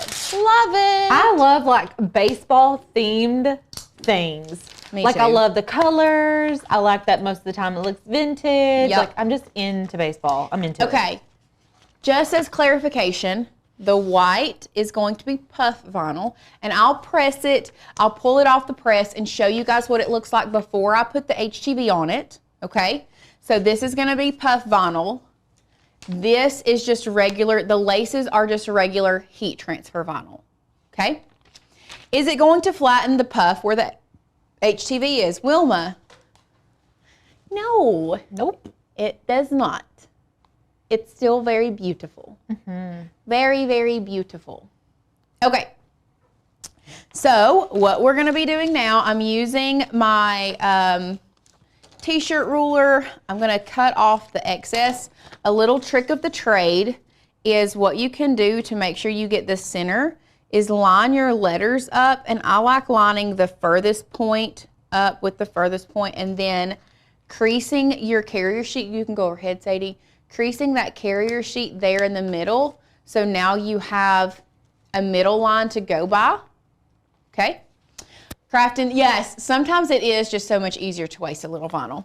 So once we have our center crease, I showed you guys a while ago how to get that center crease. Once we have our center crease in our carrier sheet, and I wish we could do this overhead so y'all could see this, but I am lining, and I'll show you guys. I'm gonna be lining this center mark here up with the center mark on our t-shirt ruler guide, okay? So we're placing our t-shirt guide back in here, lining up that center mark, making sure everything is even. We have not sublimated on puff vinyl, but I know that they have patterned puff vinyl now that you can purchase, and I don't know how. I don't think that you would be able to sublimate on or use infusible ink on puff vinyl strictly because puff vinyl takes such a low temperature, number one, And a short time. We Yeah. are doing this, once again, 280 degrees for 8 seconds. Sublimation, you have to sublimate. I guess the sweet spot for sublimation is going to be 385 degrees. That's a full 100 degrees hotter than what we're working with right now. So I don't think it would work. Just as a little fact. So once again, 280 degrees. We're going to be pressing this 7-8 seconds. So we have it on 60 seconds. We're going to pull it off right now. And y'all, that carrier sheet just pops right off. Yeah, it'll say hot peel on the reference guide, but it pops honest off. to goodness, it just pops off. We don't even have to peel it. It just pops off. So now let's bring this back over here so that you all can see the puff vinyl before we add the HTV over top of it. And this is something that you are going to want to be aware of here. This is the one where I didn't necessarily move the R away from that E. I still don't think it looks bad, but it does puff up. So if you do have things that are closer together, be aware of that. Okay? But this is what it looks like. I think it looks beautiful. I love the puff vinyl. Me too. It's so cute. I love it. I've got Lauren she had to pick up a shirt today and she got me a white shirt. I'm going to make myself a puff vinyl shirt today that says beach bumpin' because I'm going to be pregnant at the beach. I love it. So now we're just going to lay it back down. We're still keeping our press at 280. And we are going to take our, going to cut this excess off here. And we are going to take our red laces and we are just going to place it on top of our letters and line this bad boy up. Now, one thing I do want to make you all aware of is you may have a little bit of white on the outside because this is puff vinyl. And you'll see what I'm talking about here in a minute. Because it does puff up a little bit, you're going to have a little bit of an outline. Okay, I think that's good enough. And if you want to be more like truly specific, like if you wanted to cut out each individual letter and place them each down, you can. But this works just fine. So now we're just going to pop that down for 10 more seconds and be done. Beautiful. And also, whenever you all are doing just the puff, the time is a little bit different. So just be aware, like, the time frame that you're pressing it for is a little bit longer. If Lauren was just doing puff, it would be different. But she's doing a shorter amount of time because she's adding HTV onto the top of it. And we don't want to overwork the vinyl. And then there you go. Look how cute. Look. Oh my gosh, I love that. On the navy. I know. Aww. It looks so good. That's cutie patootie. I love This it. looks like a really large youth shirt. It does. It What said size is youth it? on it. Youth large. Oh. Youth t-shirt. Maybe it's like really narrow. Maybe. It's very cute. I don't know. It's cute. So I'm like just obsessed with this. I like rhinestones. I'm not like, let me put rhinestones on everything unless it's like Vols or like football because I feel like I can be gaudy. This isn't even gaudy. This is like good. This is so cute. Like super cool. This is a small, first of all, so I'm gonna hold it out here. So this is what we're making. Let's go overhead and I'll show you guys close up. Are you kidding me? Look at this. It looks so good. I know, and even from like the further away it is, the more dazzling it is. I think it's beautiful. This is such an easy to achieve look without going through the hassle of rhinestones. And I wish, Lauren, can you hand me that other shirt? I'm gonna show you all. So I did some trial and error because originally I thought I'm gonna use electrofoil on this, and I actually had to update the supply list for y'all this morning because I was like, oh my gosh, my electrofoil supplies are still on there. Now this is the original shirt that I made. Look at this. I want to show you all. So this is HTV and electrofoil. It's pretty.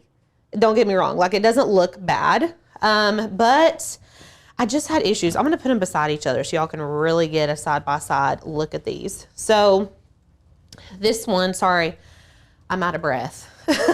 Yeah. This one right here, this is the Electrofoil. So originally I had to go in here, weed out all of these little dots on this font. It was like such a hassle to do that. And I was like applying Electrofoil on top of the HTV. It was sticking in places that I didn't want it to. You can see there's like, maybe you all can't see that. It's like shiny around the black. Like up here, it doesn't look bad, but that's not where I wanted my Electrofoil. And I was like, that is just not it for me. Like it just wasn't working. And we were talking about this on the live and someone said, and if this is you and you're here, tell me, I use the holographic Mosaic iron-on from Cricut. And I was like, what the heck are you talking about?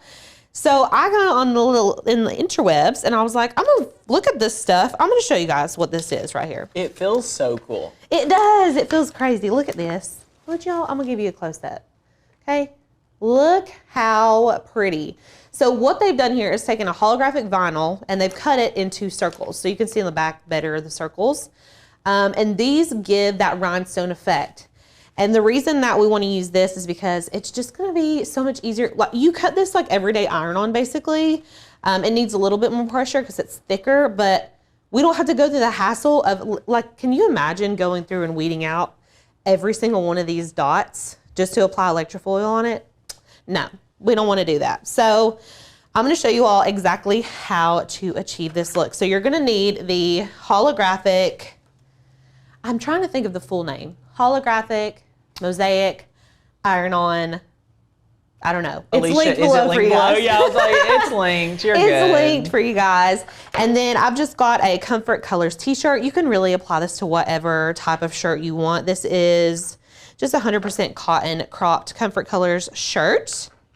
I've got a orange. This is a Tennessee orange. You can use whatever colors you want. And then I also have just a white. These are both Soft Flex HTV. Actually, this one is Soft Flex. This is just a regular white HTV, and I've linked them below for you all. And then I also have a standard grip mat, and I've got some washi tape and a measuring tape. So you really don't need a lot of supplies. You're obviously going to need like a weeding tool. Let me grab one. Just like a standard weeding tool will be fine. And then we can go ahead and jump into Design Space. Woohoo! Yes. Okay, so we are here in Design Space. This is my original design, but what we're gonna do is we need to upload the font Pharaoh. Now it's already on here. I'm just gonna walk you all through quickly how to do that because the tutorial is really not that super long.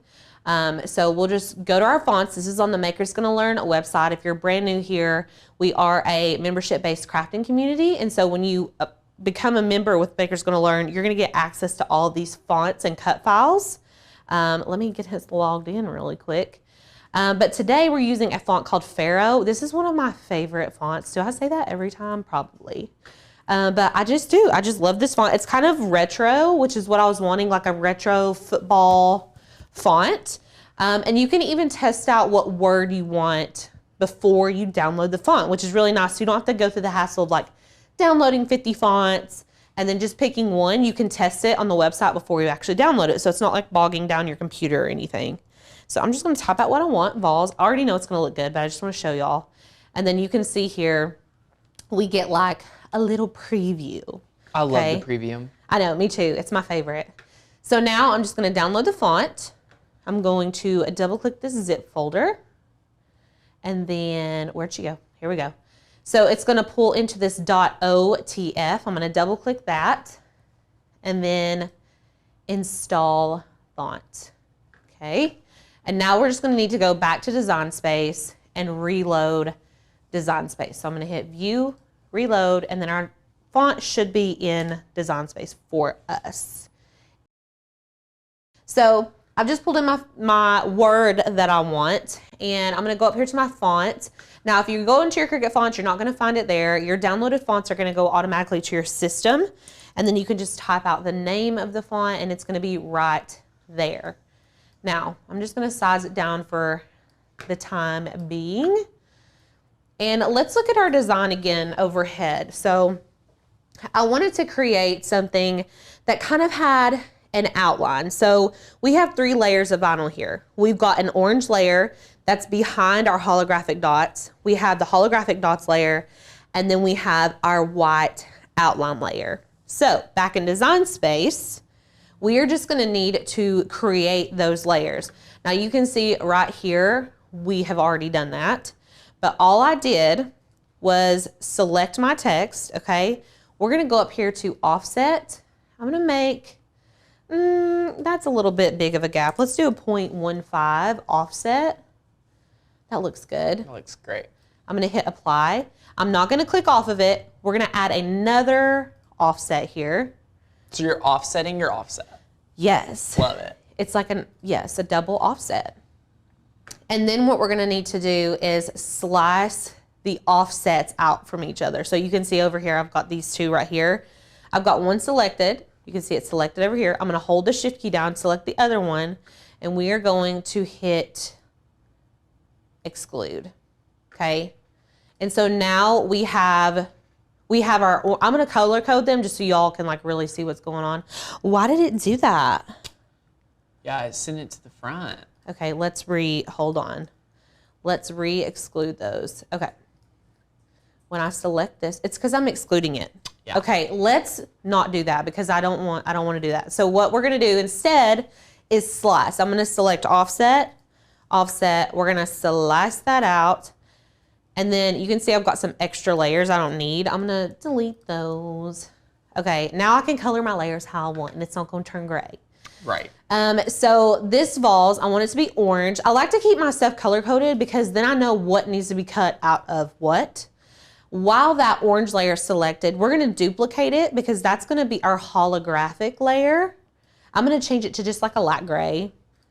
And then our slice result, this outline layer, that is gonna be cut out of white vinyl. So I'm gonna change that to white. Okay, it looks totally different when it's a different color. You know what I I mean? know. Like white makes it look. Yeah, and even if it helps you, especially in the design process, change the color of your background to the color of your shirt. So we're doing a dark gray shirt. Oh wow. So, and like it's popping. I love that. It's popping. Yeah, Lauren's love giving it. chef's kiss. I love that. I love orange on dark gray. It just looks so good. So the only other thing, and if you all can spot the difference, leave it in the comments. What is the difference between this and this? Oh, we've already had someone. Yeah, Jill. Oh, Jill saw it? She said, She's on it. why didn't you read the O and between the L and the S, Alicia? Oh, okay. That's not the difference that I was talking about, but that's a valid point also. So the reason that is the way it is because of the sizes of my offset, if that makes sense. So it just was closer together. I probably just used a slightly different number whenever I did my offset for this one. But like, that's why it's just a little bit different. So like I could have used like a 0.18 rather than a 0.15 or, so it was a little bit skinnier, which gave us like a whole outline inside of that O. It's okay. For me, it's okay. For me, it looks fine. The other difference though that I was talking about is that this S and this L, they're like trying to cut through. And I don't know if it's this font in particular, but when I go to actually cut it, it was cutting my individual letters. Do you guys see? Let me zoom in so you can really see. Oh, wow. Okay, you see the black lines. So we talked about this a couple live streams ago, how you don't have to unite your script fonts anymore. Like Cricut does it for you normally. But for some reason with this font, when I went to cut it, it was cutting my individual letters, like where the black line is. It was cutting that and I didn't want it to. So it's an easy fix. You can just unite everything and it's gonna be totally fine. So all I do is select whichever one I want. I'm gonna go to combine and unite. And then you can see those lines disappear. And I'm gonna do that with the orange layer as well. Let's see. I wanna make sure I'm not clicking. There we go. I'm gonna go combine and unite. So now I know that it's one solid piece. I don't want any random cut lines on this, okay? Yeah. So that's all that we need. We just need those 3 layers. Excuse me. I'm gonna go ahead and delete these. Now before we cut anything, we need to make sure that our sizing is right. So let's go overhead and we'll measure our t-shirt. I'm just gonna lay this out and let me see. What is it? I'm looking for the mini easy press. Oh, is it in the drawer? Oh, maybe. We have like ran out of mini easy presses. So Lauren's go grab the float. Yeah, she's go grab Lauren's that gonna for get you. it. Okay, perfect. So what we're gonna do here is just measure out the area that we want for our t-shirt. Now, if you have a t-shirt guide and you wanna use that, you totally can. This font is a little bit weird in that, like, you can see it kind of sticks out. Thank you. It kind of sticks out over here. And so I like to more eyeball where this font goes in terms of like centering it and stuff. But we do just want to make sure that we are taking up as much space as we can. I like my decals on my shirts to be like as big as possible. I want them to be like filling up as big as, you know, that looks good.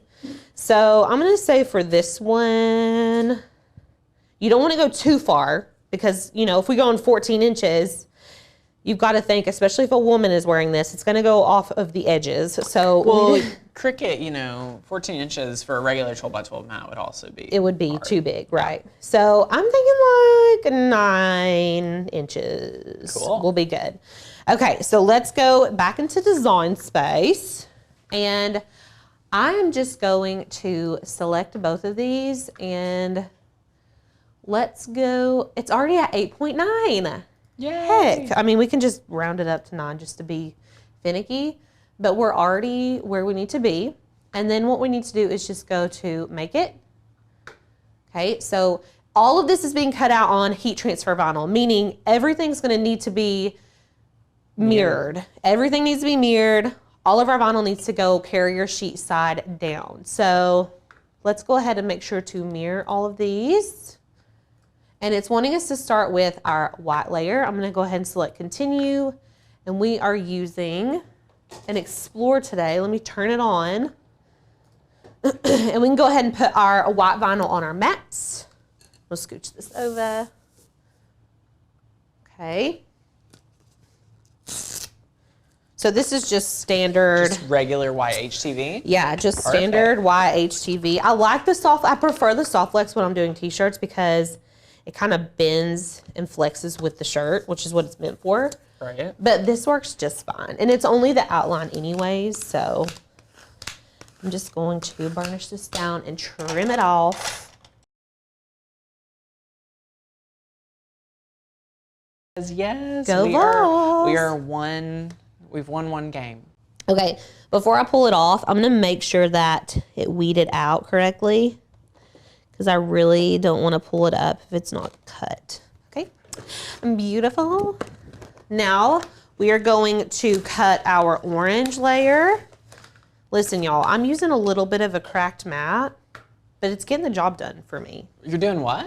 This mat's a little cracked. Oh, it's okay. She's a little cracked, but It's fine. she works, you know? Yeah. I'll use a cracked mat for like a week. If it's sticky enough, I'll just keep using it. I'm like, whatever works, you know?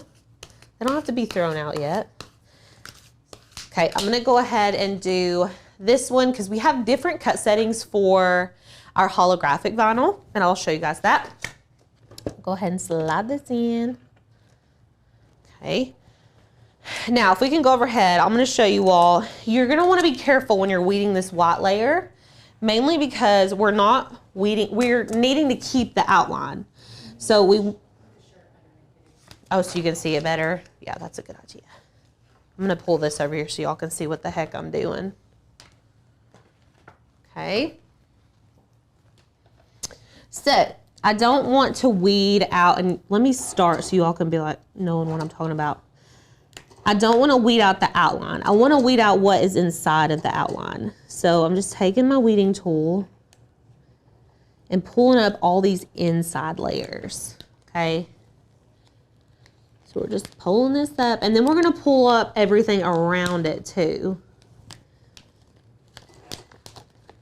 And I went ahead and turned my mini easy press onto the medium heat setting. So she is heating up right now. Okay. Love it. And then I just need to, I'm gonna cut off this edge over here because we don't really need it. throw her in the scrap pile.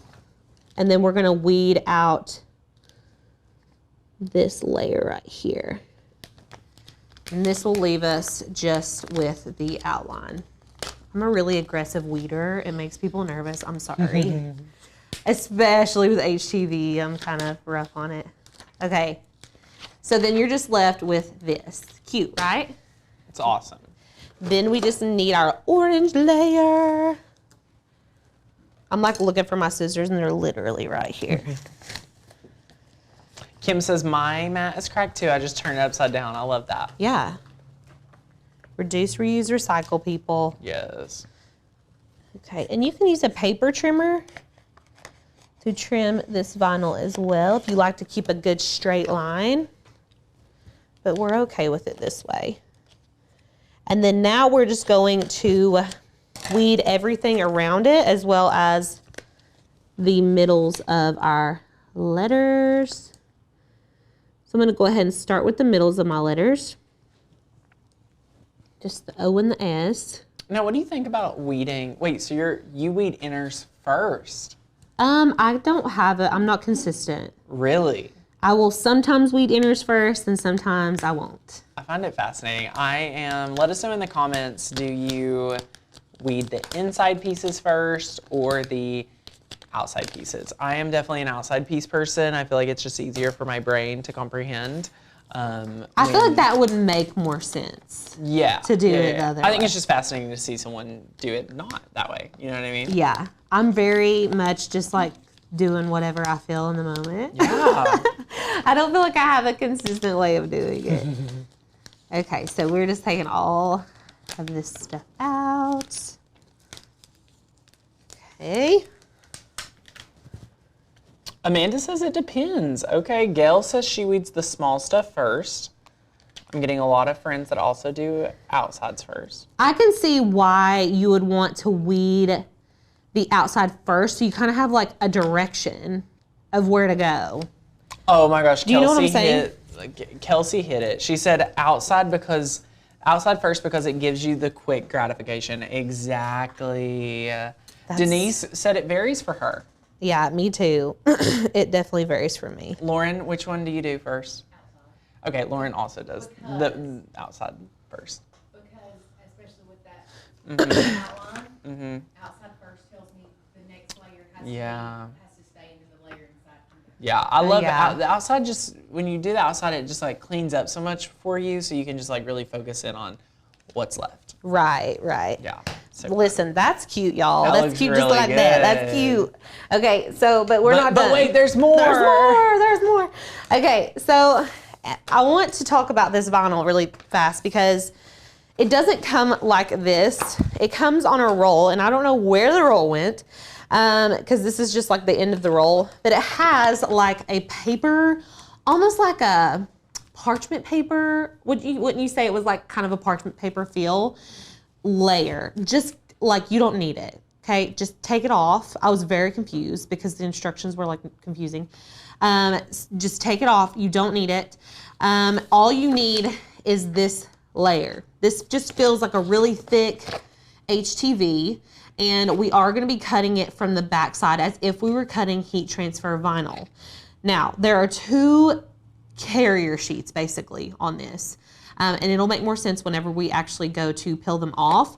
But you are gonna put this on a mat as if you were putting on heat transfer vinyl. So we're gonna put it shiny side down. So our holographic is gonna be looking at our mat. And I'm actually gonna use the bottom portion of this mat just because this is thicker and it is cracked over here.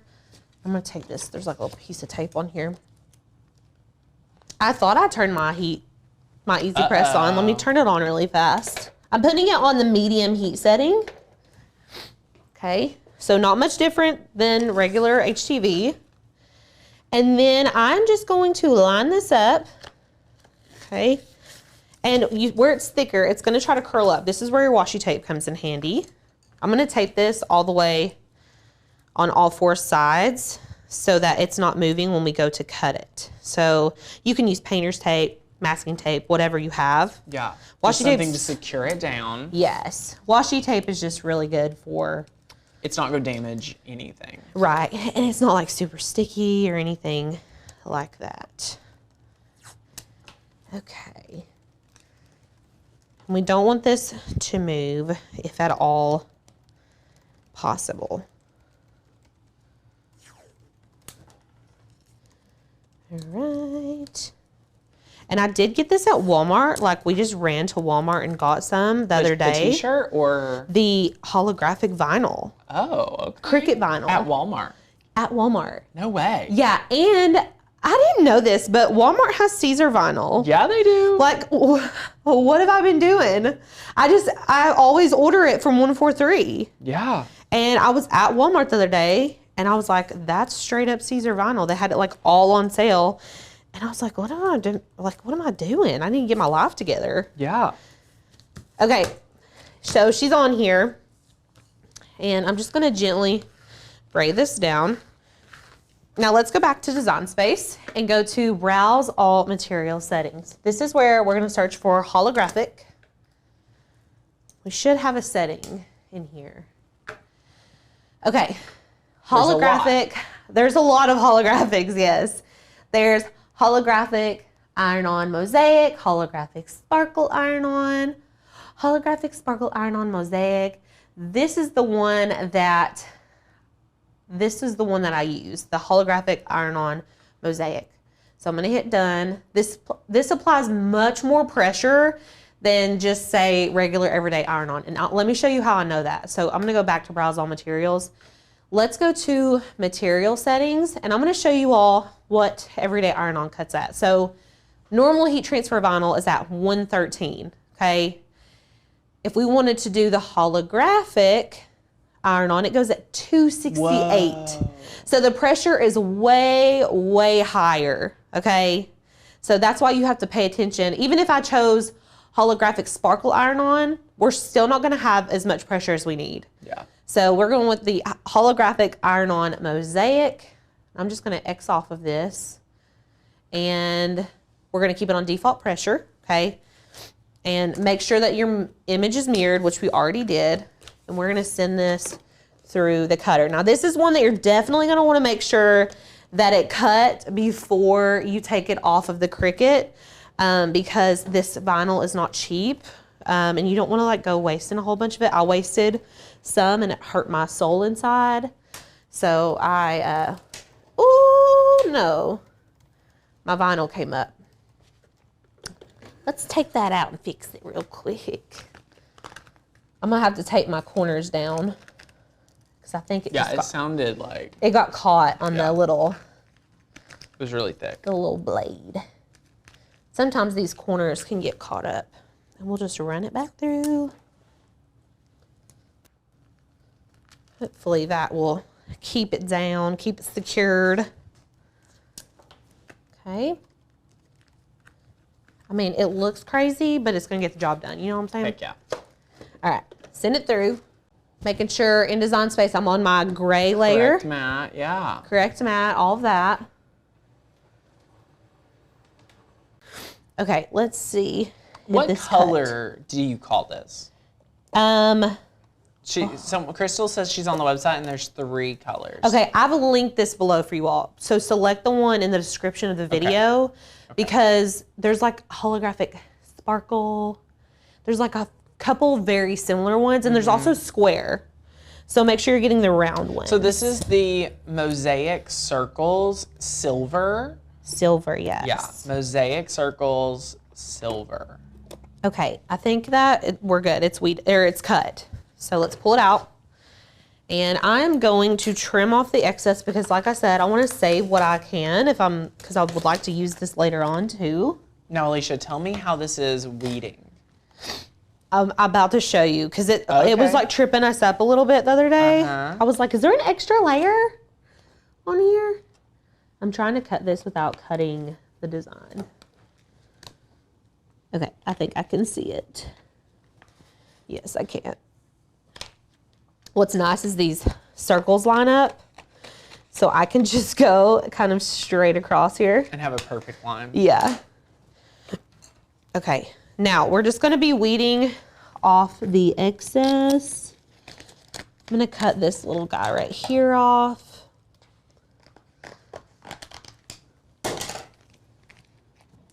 So I'm just weeding this as if I were weeding HTV. And you can see when I start weeding it, it kind of will tear. This is why you want to make sure that you get a cut all the way through, because sometimes it'll kind of tear. And if it's not cut all the way through, it'll like rip into your word, if that makes sense.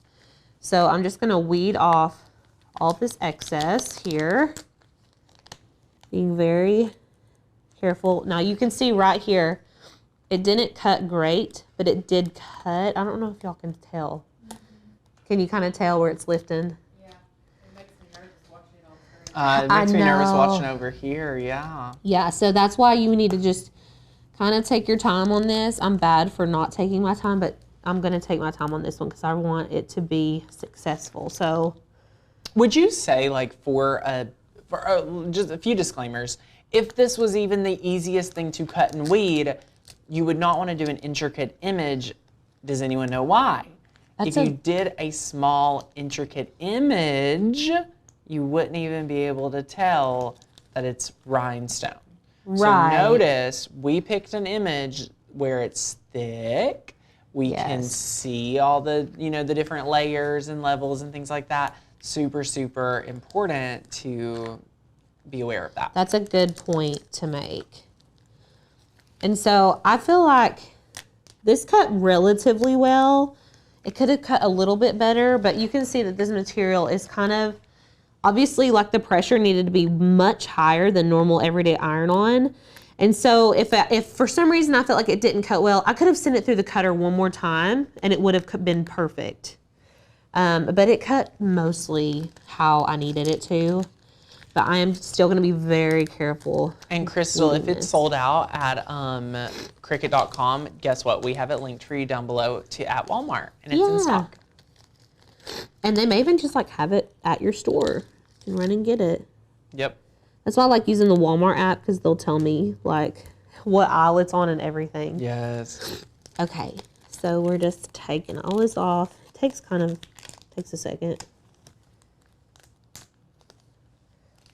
So you could do this on whatever word that y'all wanted. You could do it on just like a monogram, would be so cute. I don't know. If you guys create this and you're in our Facebook group, please post a picture. I would love to see a monogram.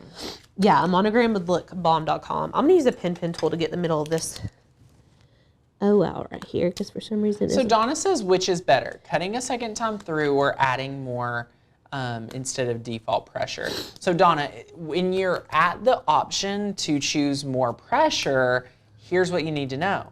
It's one of those things, you don't know what you don't know. Right. So at that point in the craft, you haven't cut anything. You don't know how well it cuts.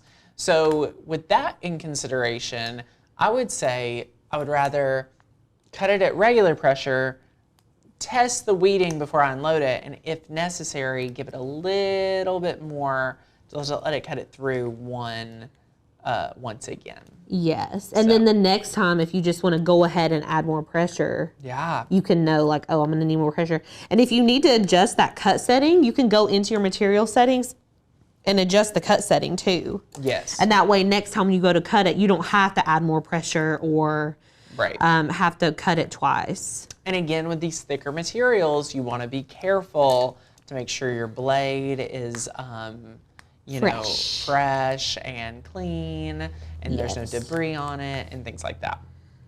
I'm just getting in here with this pen tool because sometimes the weeding tool which that's a very well-loved weeding tool. It is. Sometimes the weeding tool will pluck just the holographic pieces off, and I need it to like get under the plastic. I don't want to just take off those holographic pieces. So that's why the pen tool is just a very fine point needle on the tip of this little pin, and it allows more precision. Okay, that's everything. Look how cute. Oh. Hopefully my head was like not in the front of y'all the entire time. Okay, now we have all of our layers. What I'm gonna do is start with my white layer, okay? So I'm just gonna separate these. We've got all 3 layers. I already have a crease down the middle of my shirt that I can see. That might help y'all. But if you didn't, you can always take your shirt, This is just something that we like to do here to make sure our designs are lined up. I'm gonna take the shirt, fold it directly in half, and then take my easy press and just kind of press up here towards the top. And this is gonna give us a crease that's lining up with our tag so we know it's right in the middle. Yeah, it's such a great hack. Perfect. And you just need a little press with your little mini easy press. I had a friend purchasing a press and she was like, which press? Which clamshell press? And I was like, girl, get you a mini easy press. And she like wanted to get the 12 by 10 Cricut press. And I was like, no, girl, no. Yeah. I said, do you know that I do Cricut crafts every day and I use this mini easy press?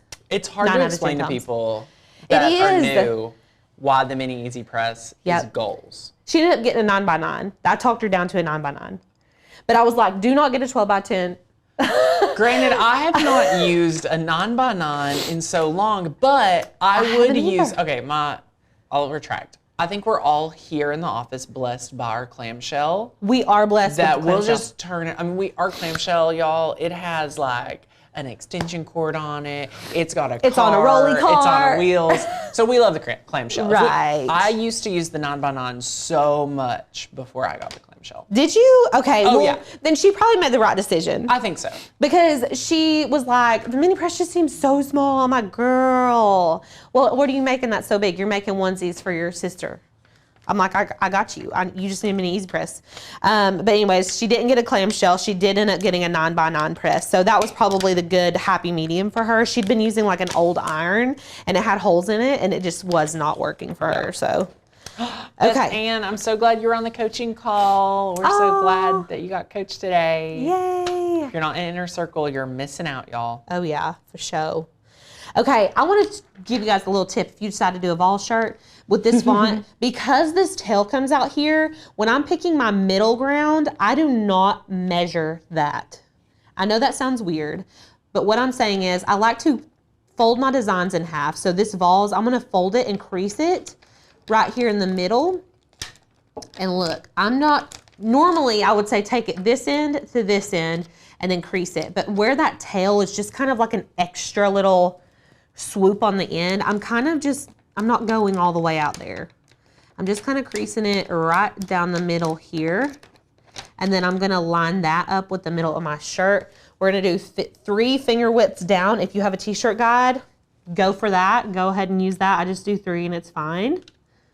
And then you just wanna make sure this is as straight as possible. Okay, this is just like a standard putting HTV on a t-shirt. Does that look straight to everybody? Looks good.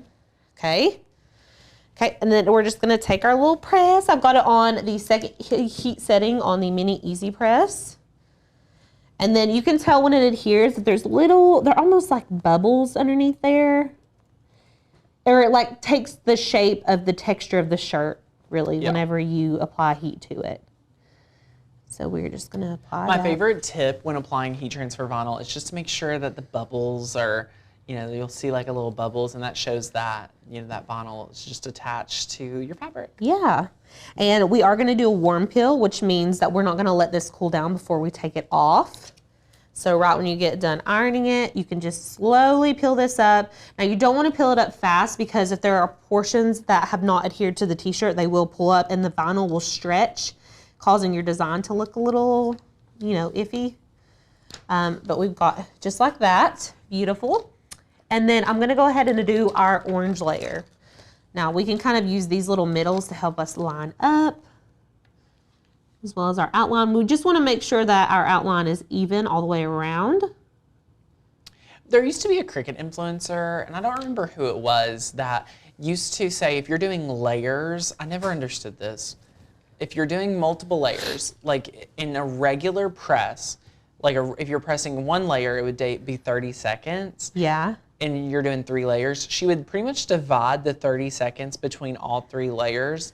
And I just want to invite you, you could press this 3 times at 30 seconds each time, and your vinyl's still gonna be okay. You're gonna be fine. It's gonna be fine.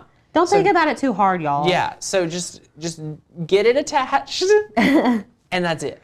Now I did this Vols carrier sheet covers most of my white, But if it didn't, you can always take this extra carrier sheet Yeah, keep that and kind of carrier like sheet cover it. close. Yeah, you don't want to go in with your iron onto your regular vinyl. Right. 30 seconds 3 times. You want to make sure it's always covered. Like I have a couple little places that are showing, but I'm not really ironing up there, so it's not a big deal for me. But yeah, don't think about stuff too. I think sometimes we get caught up in the logistics and like the rules, and y'all, this is crafting. Don't take it so seriously. Right. I mean, just it's fun. It's supposed to be relaxing, and that's what, you know, we're here for.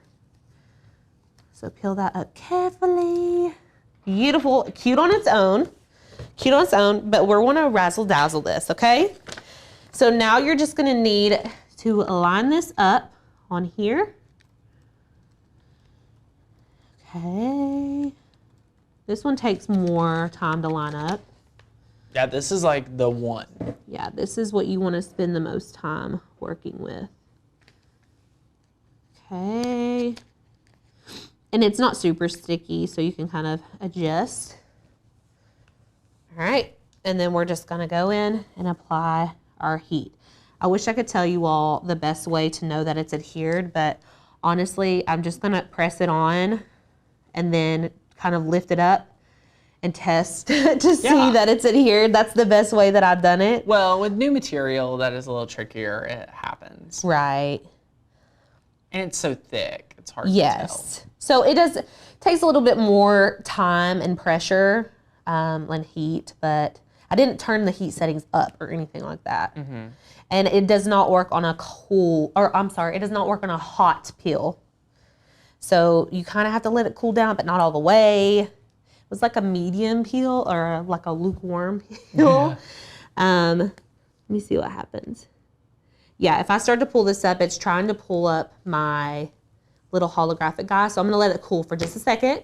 Does anyone have questions so far before I pull it up? Oh, let's see. Everybody? Anne says maybe use puff on the white layer. Would that work? Ooh, what's your thought? I would do puff after. Yeah. I would do orange, holographic, and then add your puff outline. Love that. Great question. Because the puff is gonna indent if you like go to reapply heat over it. Like you can overwork puff vinyl so quickly.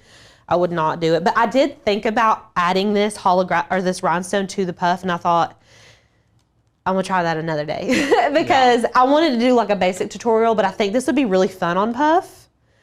And even just the outline in puff would probably look really cute. Yeah. So maybe we'll experiment with that. Okay, let's see how it's going. Okay, now I'm pulling off this first layer. Whenever you pull it off, it's gonna feel weird. There's another layer of transfer under this. This is a double layered carrier sheet. Okay, I've never worked with anything that has this, so I was very confused. I was like showing it to Lauren, and I was like, why is it like hard? It looks like there's another sheet under there, and there is. So I'm just going, honestly, I don't even need a weeding tool. I'm just gonna kind of lift it up on the edge here so y'all can see it looks done, but it's kind of hard and stiff. Hold it up next to the camera because it looks shiny all the way across. Can y'all see like, See the shine off of it. yeah, like it's kind of got like a plasticky layer on it. Like you can tell there's something. Yeah, and when we take it off, you can tell such a difference. So I keep grabbing the weeding tool, but honestly, your best bet is just to go in here. Look at this, y'all. Like, oh, Wow. MG. It's so pretty when you pull it off. And then I'm just going to pull it off all these. Make sure you get it all. It may tear. These is just so pretty. And I'd like to try some other colors as well. Like I'm wondering what orange would look like on the orange HTV, like an orange holographic. Mm-hmm. Oh, an opal. That would be pretty. Super cool. So these are not actual rhinestones. So this is just a regular, special vinyl that Crickets came out with. So it will, work just like your regular heat transfer vinyl. Considering the rhinestones actually went on to a heat transfer vinyl layer, none of our rhinestones actually touch the fabric, we're not really worried about it because we would just assume it would last just like any other. Yeah. So great question. And y'all, we've done some rhinestone tutorials, but they take special files and you have to have very specific sizes of rhinestones, and there's like extra materials. And so we don't specialize in rhinestones, and so we don't do a whole lot of content on that. But we do specialize in cricketing, and this is cricket vinyl, and I feel like this is such a more tangible way for you all to achieve a very similar look. We love it. Are you kidding me? Like, you made that. In real life, Did you pay $50? No, girl. I did not pay nothing. So cool. Like, I can't, it looks like real rhinestones for me. Does No, it it look 100% does. like, okay, let's show it like on camera one. Wow. Shing, shing, shing, Love shing, shing. it. Okay, and that's it, y'all. That's it. Bring it over. I want to touch it. I want to feel it. It's just so light. Wow. Isn't that amazing? I mean, it's literally like you cut out all these little I know. dots. This So is cool. working smarter, not harder. You know what Yeah. I'm saying? 1000%. I mean, look at it. I'm wearing it next weekend. Heck yeah. I'm so excited. I love it. Anyways, hope you guys are having a good day and are ready to craft. We are going to be making a multi-layered HTV t-shirt for Valentine's Day. Now, this So is cute. something that I feel like everybody wants to know how to do. Yes. It can be intimidating, but y'all stick with us because it is not as intimidating as you think. And this is something to have in your back pocket to know how to do. Yes, and I think just looking at this t-shirt, if you saw the thumbnail, and I'm going to show you all close up, looking at it, I think that's what's intimidating about it is because there's so many layers and you're like, how'd you get those colors there? I'm going to show you all. It's so, I sometimes don't like to say it's so easy because then you go and have a hard time doing it and you're Right. like, but it wasn't that easy for me. What I do want you to feel like is that you've got support from us and that we are breaking it down for you step by step. And if you watch the video and you're still confused, you have the ability to go back and rewatch this video at any time. Okay, so this is what we're making. I'm gonna give y'all a close-up. This is a multi-layered HTV vinyl project. How stinking cute. Am I a good central area, Beautiful. Courtney? Okay, beautiful. So we're gonna be using some glitter today. We're gonna be using these other solid colors. We're gonna be stacking some of these letters. I mean, it's just too cute. I can't. I wanna eat it up. I love it. So, you're gonna need a few simple things. Obviously, you're gonna need some HTV. Now, you know we always encourage y'all to use what you have on hand. These are the colors that we're using today. I'll link these below for you all. And then I will also say I linked, and I'm just saying this because I want to be upfront. I linked this color and I'm like 90% sure it's the right color. So I think it's called cashew or something. We already had this, and when you buy these, sometimes they don't have the name on them. So this was like the one I linked is like the closest thing I could find on the website, but it still didn't look exact. So just let that be known. Make your own judgment there. But we are using a pink glitter, and then we've got a white, a pink, and this yellow color, as well as a black. These are all heat transfer vinyls, meaning they need a heat source for the adhesive to activate, and then it will apply itself to whatever substrate you're using. Today, our substrate is a t-shirt. So I'm gonna sit these to the side. I have a gray shirt here, and a lot of you all like to know the makeup of the shirt, and I'm just gonna tell you right now, this is 100% cotton, okay?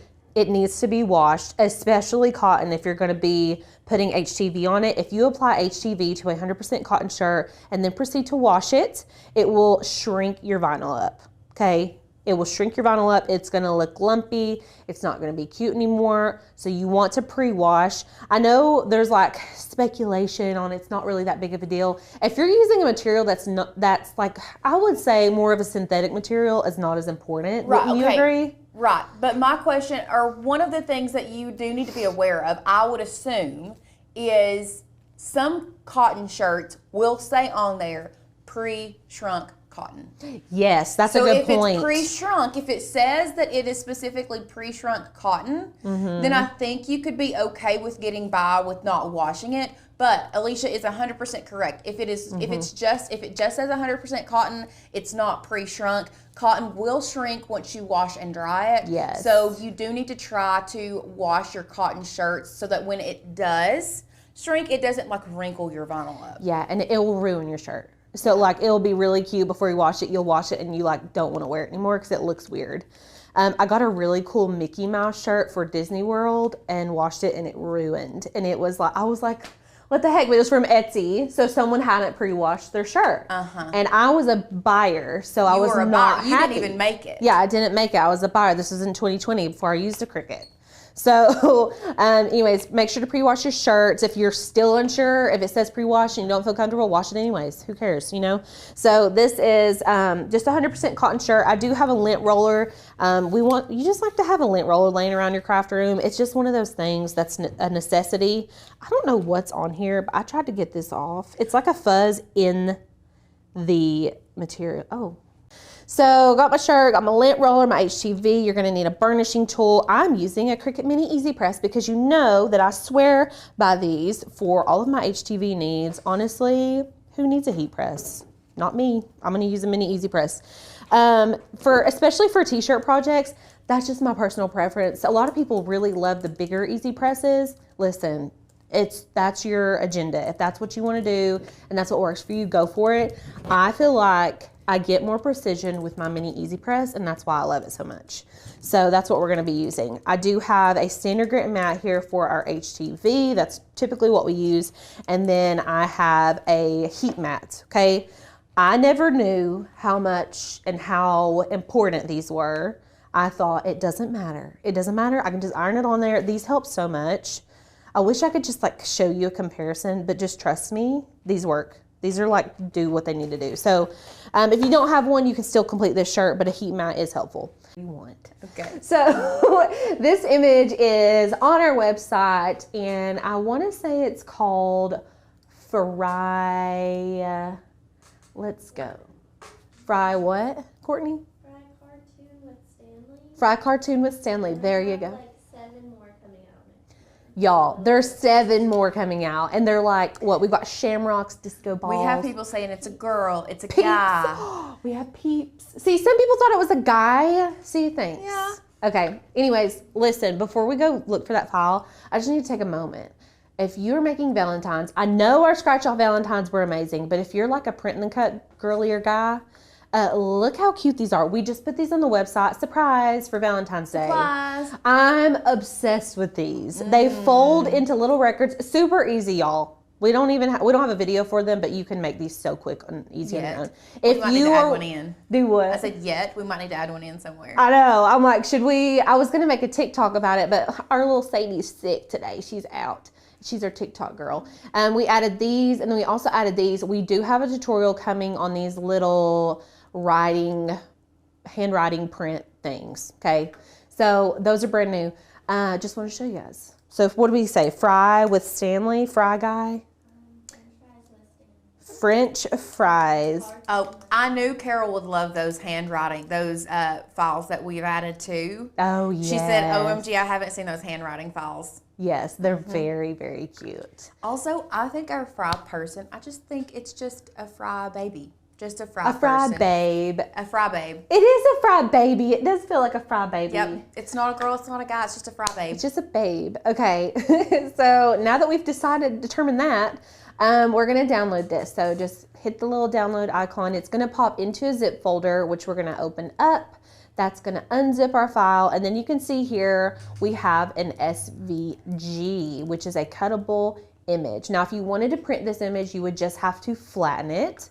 And I'll show you how to do that. But let's go ahead and upload our image. So go upload, go to your Finder, and we're going to click, drag, and drop.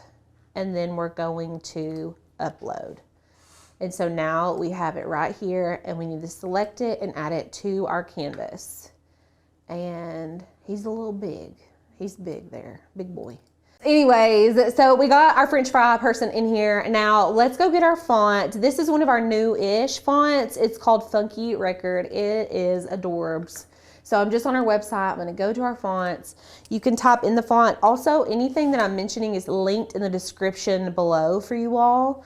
So you can just snag it there rather than going to search for it. And then we're just going to click the download button. And then we're going to open the zip folder. We're going to double click it in our Finder and then hit install fonts. Okay. And then we're going to go back to Design Space and save whatever you're working on. Okay. Save it first. And then we're going to reload Design Space. And this is going to allow Cricut to recognize that new font that we downloaded, and then we can use it in our design. Okay. Now our font's in here, and we can check by hitting a text box, and you can type in whatever you want. If you've got something more clever than fries before guys, listen, it's your shirt. You can put whatever you want on it. I'm going to go to our system fonts. This is where all of our downloaded fonts live. For some reason, when you download this font, it puts a 1 in front of it. So it's going to be your first font. Okay, so I am going to download this font and change my text to the Funky Record. And like I was saying, there's a 1 in front of Funky Record whenever you download it. So it'll be like right at the top of your list. You probably won't even have to go look for it. Now, for sizing purposes, we are going to need to measure our shirt. But before we do that, let me show you all how to get this right here. I'm going to show you how to get this technique, and then we'll resize everything together. Okay, so we've got this situation right here. I'm going to go ahead and change this to black. I want this to be our black offset. So this is kind of giving it that like drop shadow effect. And then what I'm going to do, I've changed it to black, make sure it's still selected. We're just going to hit this duplicate button up here on the layers panel. And I'm going to change this to this pretty pink color. Okay, so this just gives us that offset. Now, if you're like, I want it to be curved like you have it, you can leave it just like this. If you want it to be curved, let's delete that top layer. We're going to curve it first and then duplicate it. So I'm just going to select that underneath layer. We're going to select curve right up here. It says curve. You can go this way or this way. I personally think this way looks better. And then you can just resize it. And you could look, you can go all the way around if you're feeling crazy, but we don't want to do that much. Feeling cray-cray. If you're feeling cray-cray. And then that's pretty good. And then if you want to do that offset, you're going to do the same thing. You would just duplicate it, and we would change the color to this pink, and there you go. Now we're going to actually be applying these as separate layers whenever we go to make the shirt. So the fact that they're not attached or anything right now is totally fine. Okay. So let's go overhead and measure our shirt. Oops. Are you saying you want like an outline on this? You can add an offset to your words if you would rather do something like that. I would shrink it. And you could do like a pink offset. Is that what you mean? That's actually kind of cute. But we'll do our... I do like that, but I really like the drop shadow too. Me too. The drop shadow gives me the vintage vibe that we're going for. That's why I like it. Okay. So I've got my shirt here. Now, when you're measuring t-shirts, you don't want to go all the way to the edges because it's just like, you got to think, if a kid has this shirt on, like you're not going to be really seeing on these edges right here. So I always kind of measure just a roundabout, like I give myself, I don't know, like a 2-inch leeway on the edges. So about 7 inches wide. And then I try to focus where I measure this part kind of up towards the top of the shirt. Like I'm not going to make my dimensions all the way to 11 inches. Like that's just crazy. So we're thinking 7 inches wide by like 7 inches tall. That's like my working area. You know what I'm saying? We don't want it to be gigantic. So, and this is all going to depend on what size shirt you do. Absolutely. Like if you're doing a onesie, it may be even smaller. Or if you're doing a big shirt. A big shirt like a 2X, it's going to be bigger. Right. So I'm just going to pull in a basic square, and we're going to make a 7x7 square. I'm going to make it light gray, and we're going to send it to the back. So this is our t-shirt template, and that's how we like to design our stuff. Canva. I've been learning about Canva today. Cricut does have templates that you can use, but I don't personally like to use those. No, none of us really use those here. We just like to use basic shapes. It's easy. I can grab it and go. It's just the easiest way for me to do it. And then what I'm going to do is fill up this little square with my design. So you can kind of play around with the dimensions and how big everything is, just like so. All right, I mean, that was easy. That's all it took. What do you guys think? It's so cute, right? That's the easy part. This is the easy part. We've already made the file for you. You don't have to do all that crazy stuff. What I'm gonna do now is delete this. I'm gonna delete this one because I need it to be out of the way. I want you all to see what's going on here. I'm gonna delete this square too. And then we'll hide. We're just gonna hide this square because we don't need it. That was just our template. We can just hide it, okay? The next thing that we need to do is go in here and make everything. Now, what I like to do, Lauren, if this were you, would you attach your pink to your pink? You would? Actually, I would attach my black to my black.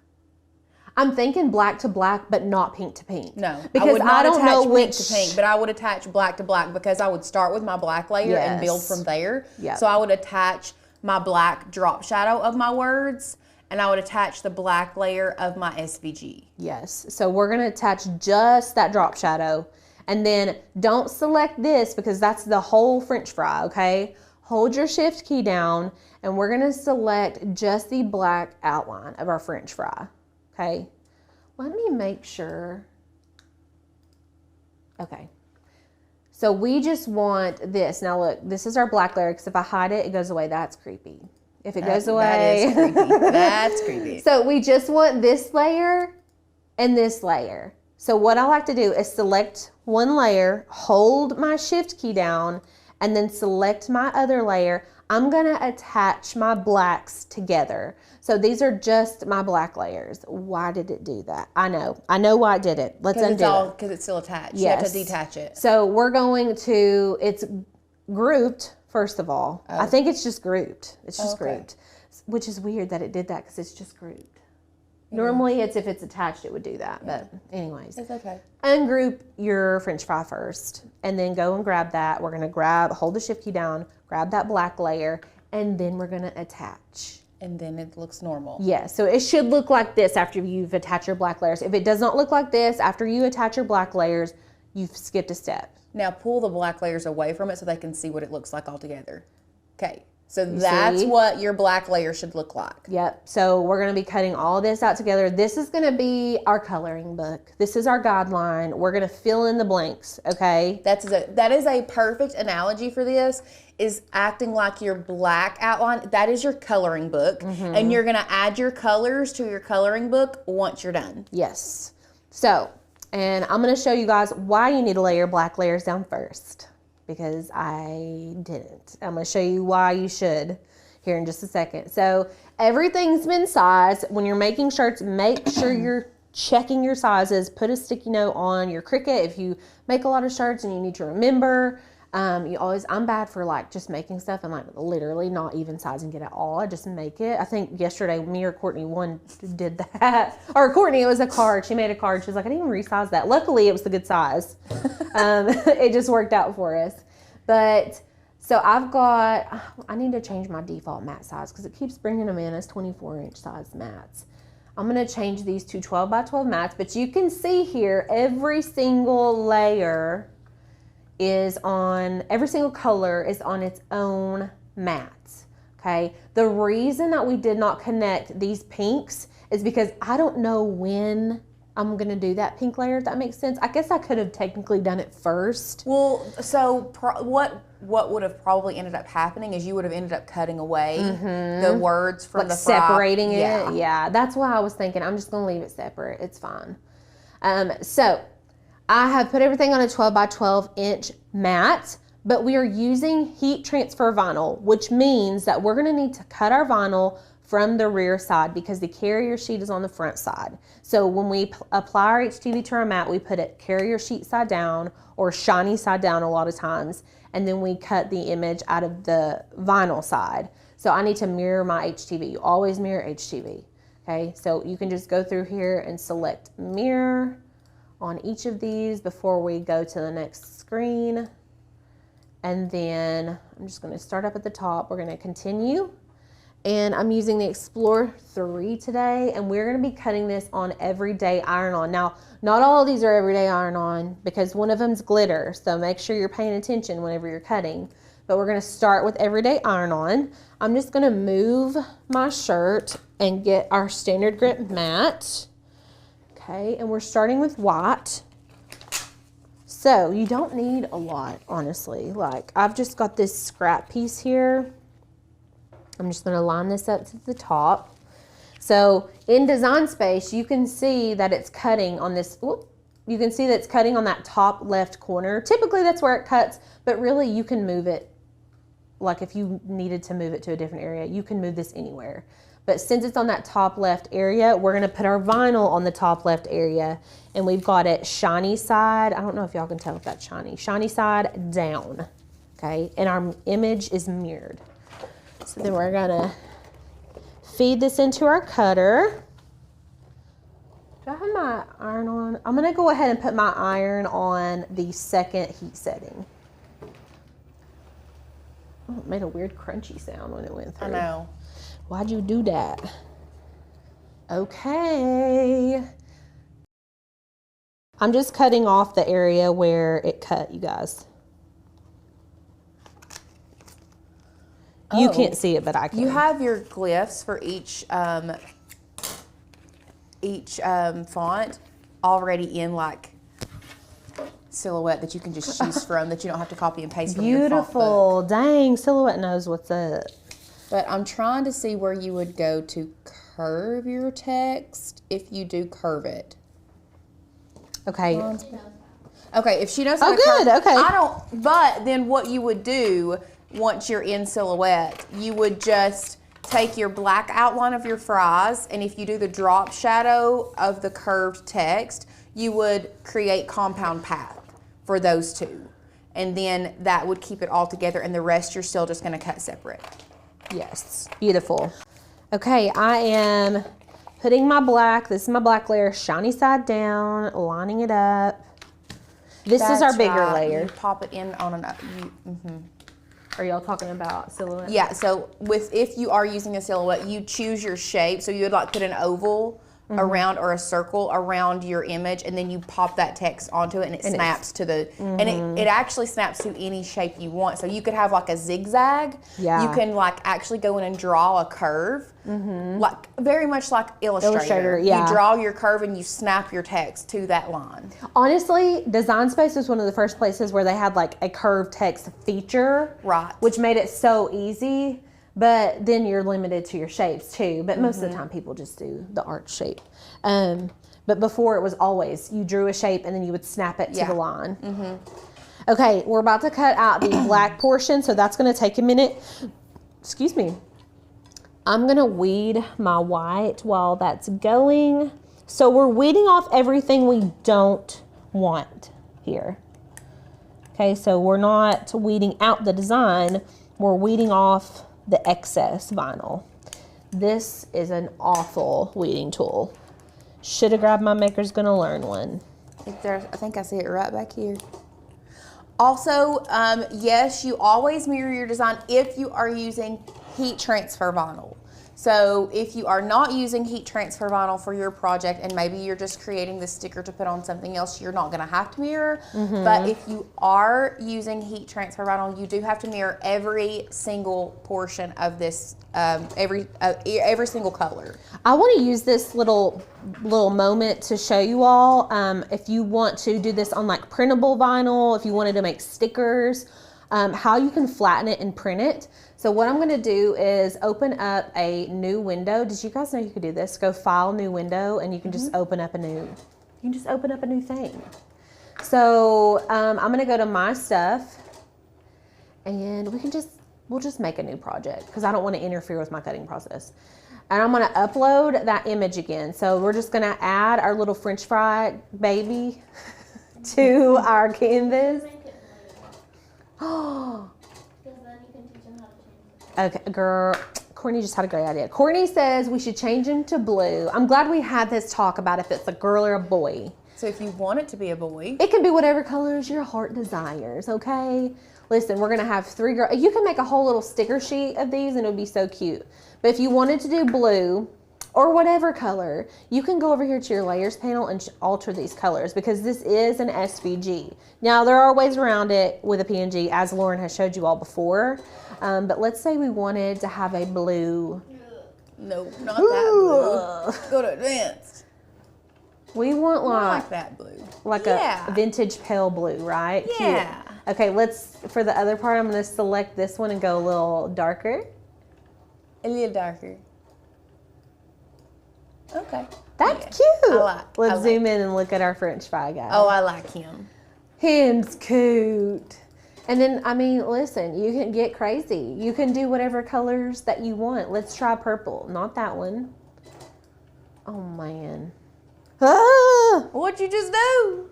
I want you to see what I'm doing. Okay, let's do a purple. Ooh, you have the whole thing selected. Go back. Lordy day. I gotta slow down. That's my problem. Okay, let's select it. Go to your layers panel and select in the sub layer so you can just change the portion that you want. And I want to do like a pale purple. That's cute. And then the dark layer, I'm just gonna select that pale purple again and just go like a little darker.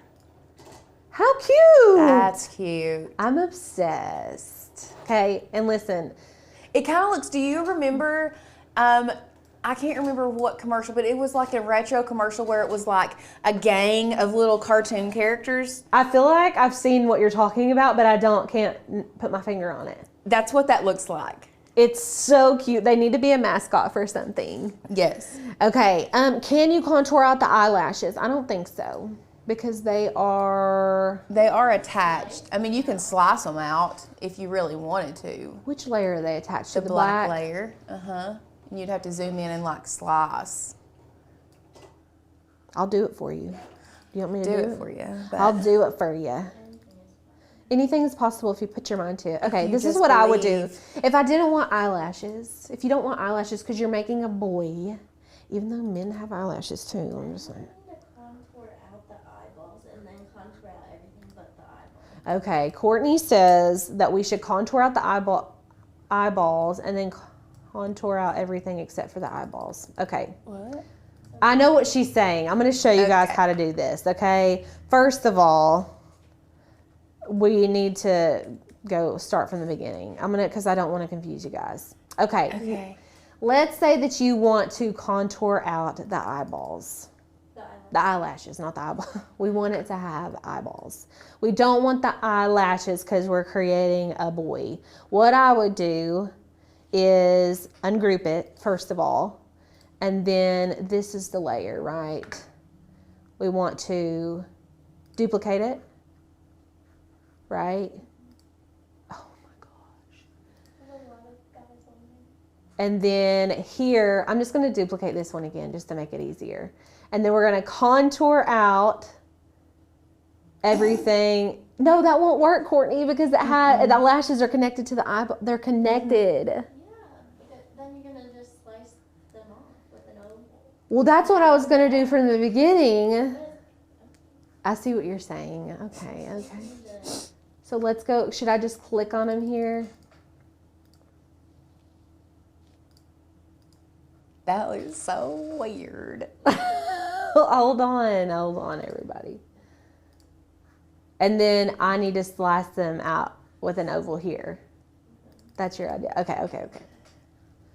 And then we're gonna go grab an oval and we're gonna turn it to 90 degrees. And just make it the exact size of the eyeball.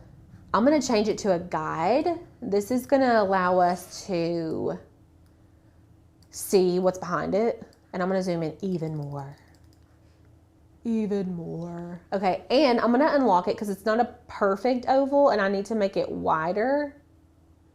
So we just want that red line to go right along the edges there. Okay, we are improv design space in here. Improv, for sure. Improving hard. Okay.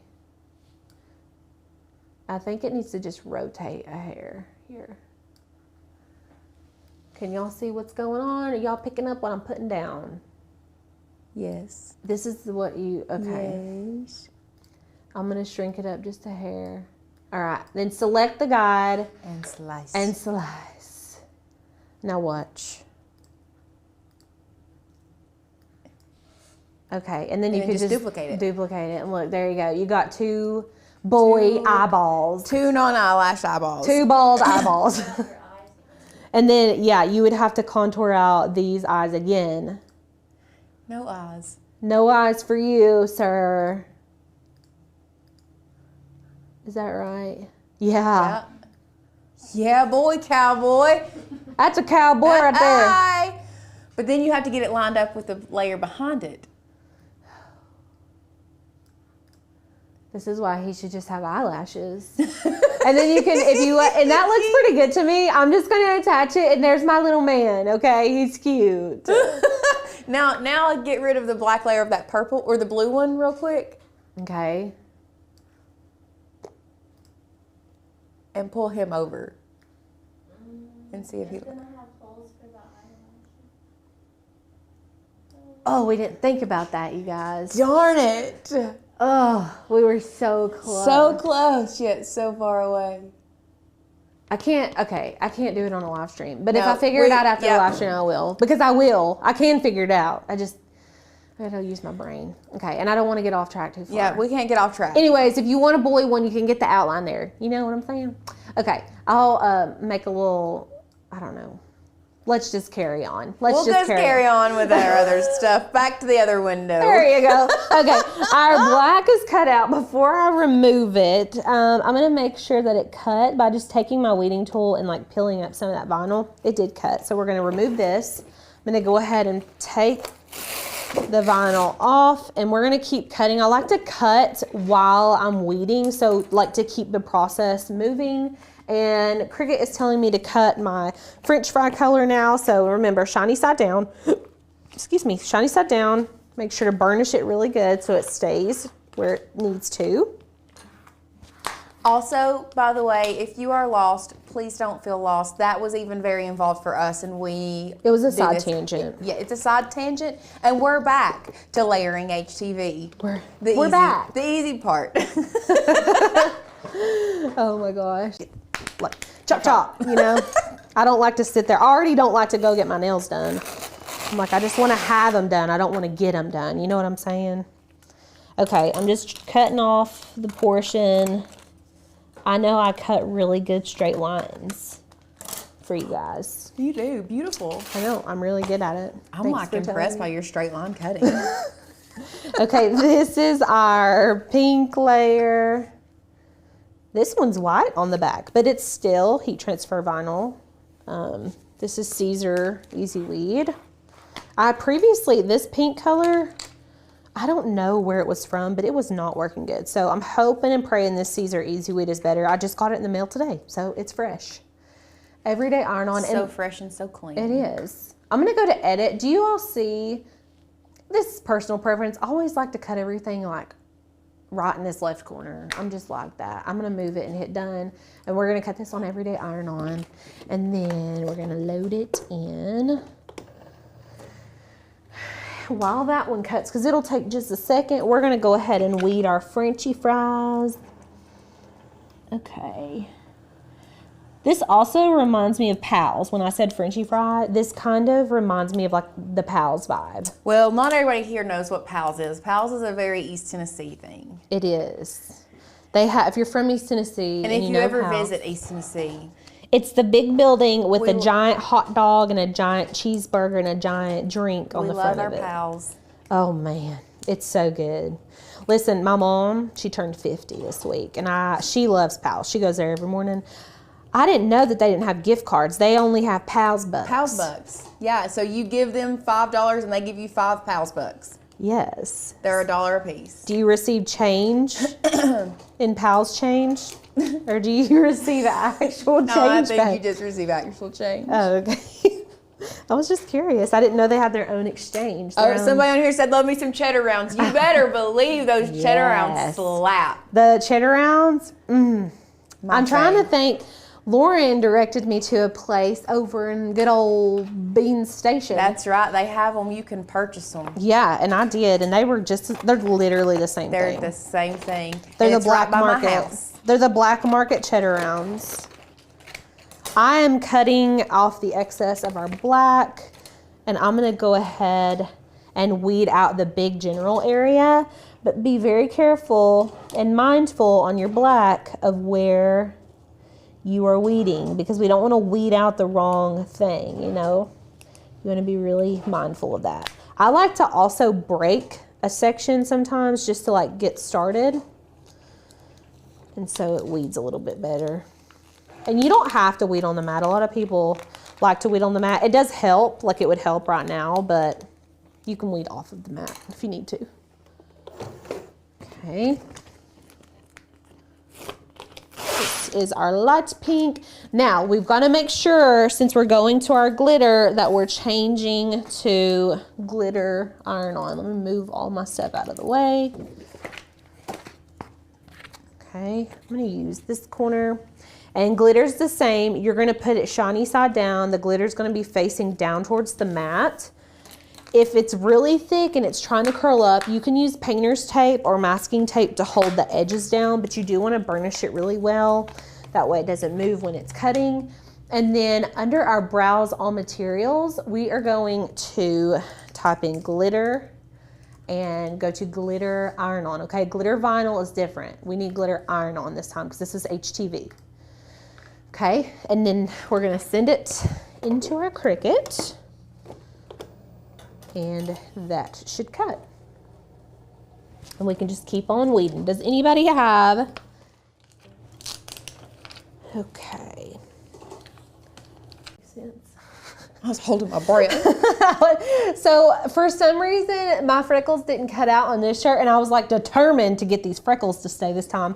I'm using a pin weeding tool. If you have never heard of these, I'm going to show you. This is basically just a weeding tool that has a very, very fine point tip on it, very fine point needle, and it just clicks on and off like a pin, but it's so good for weeding intricate projects like this. So I'm just going in here. I was trying to get those freckles to stay. So if you heard any heavy breathing, it was just me concentrating. I'm just trying to get all these little pieces out, and make sure that you're not weeding and talking like I am whenever you go to do this, because you'll mess up. So just concentrate. And if you need to, pull your image back up on Design Space so you can actually see what needs to be black and what doesn't, and then you can weed out anything that doesn't need to be black. Okay. What would also help with these little pieces, I was thinking we might have some painter's tape in here. It's okay. You know what? I'm gonna cut a piece of this transfer tape to stick all my weeded pieces off. Yeah, because I worry sometimes that I'm gonna accidentally leave a piece of like weeded vinyl on here, and I really don't want to do that. So we're just going to stick it to that little piece of transfer. There's a hack for you I just made up on the fly. Uh-oh. I'm trying to grab. So y'all can see now like what I mean about being careful, because you could accidentally start weeding the outline, and obviously we don't want it to do that.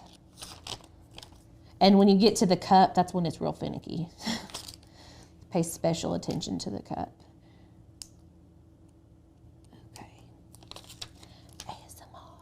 ASMR. We should have a whole, we keep joking about having an ASMR episode, but I'm not joking. This is going to be the most intensive portion of this, is just weeding out these fries. It is. But we're going, we're trucking along, everybody. Okay, Holly, next I'm curious which will be layered first or next. I'm about to show you. I love it. Yeah, and we can actually talk about this too, and I would love to know your all's thoughts. And I'm gonna give you some tips and why certain ways wouldn't work. Oh, we got a lot of red hearts. Okay, so they have tried it. Yes. Okay. We have some blue hearts coming in.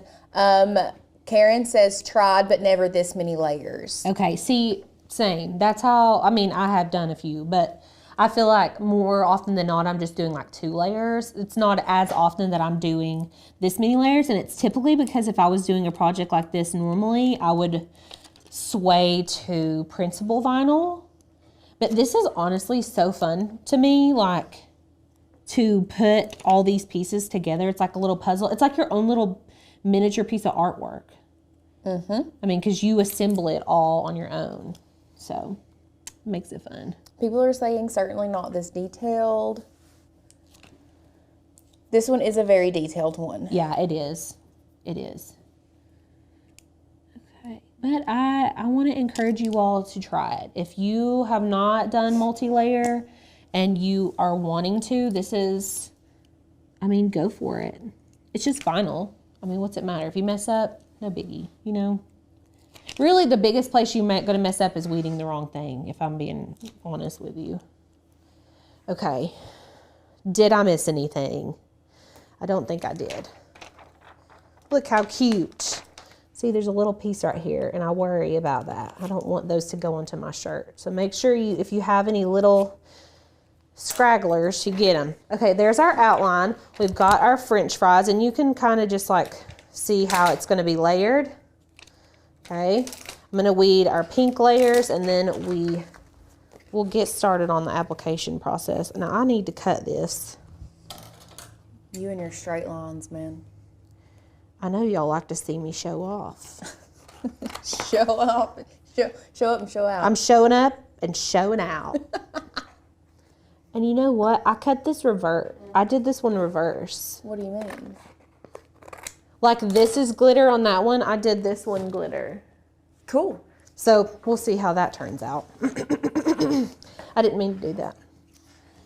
Okay. So his shoes are going to be standard pink, but the inside is going to be glitter pink. Glitter. Yeah. And his Stanley is going to be regular pink and not glitter pink. Yes. Okay. I'm trying to, glitter is so hard. You got to get it right in the light to see. It weeds really good, but it's hard to like find the edges of your design. Okay. It's so interesting, glitter vinyl, like the way it feels.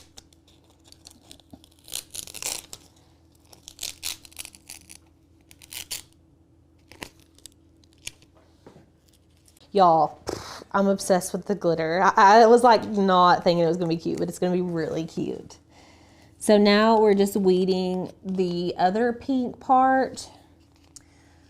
So we did have someone say, does putting baking soda really help weed black color? So it doesn't necessarily help with the weeding process. What it does is it allows you to see the lines better. The only thing is if you have trouble seeing it and you have trouble weeding it because you can't see it, I would suggest it. However, the only thing is because the adhesive or the transfer or the carrier sheet does have adhesive on it, whether you use baking soda, baby powder, whatever, you just have to be very, very diligent to make sure you wipe that off and it doesn't transfer onto your garment. Right. Almost lost our tongue there. I lost it last time. I got it. I saved it. Okay.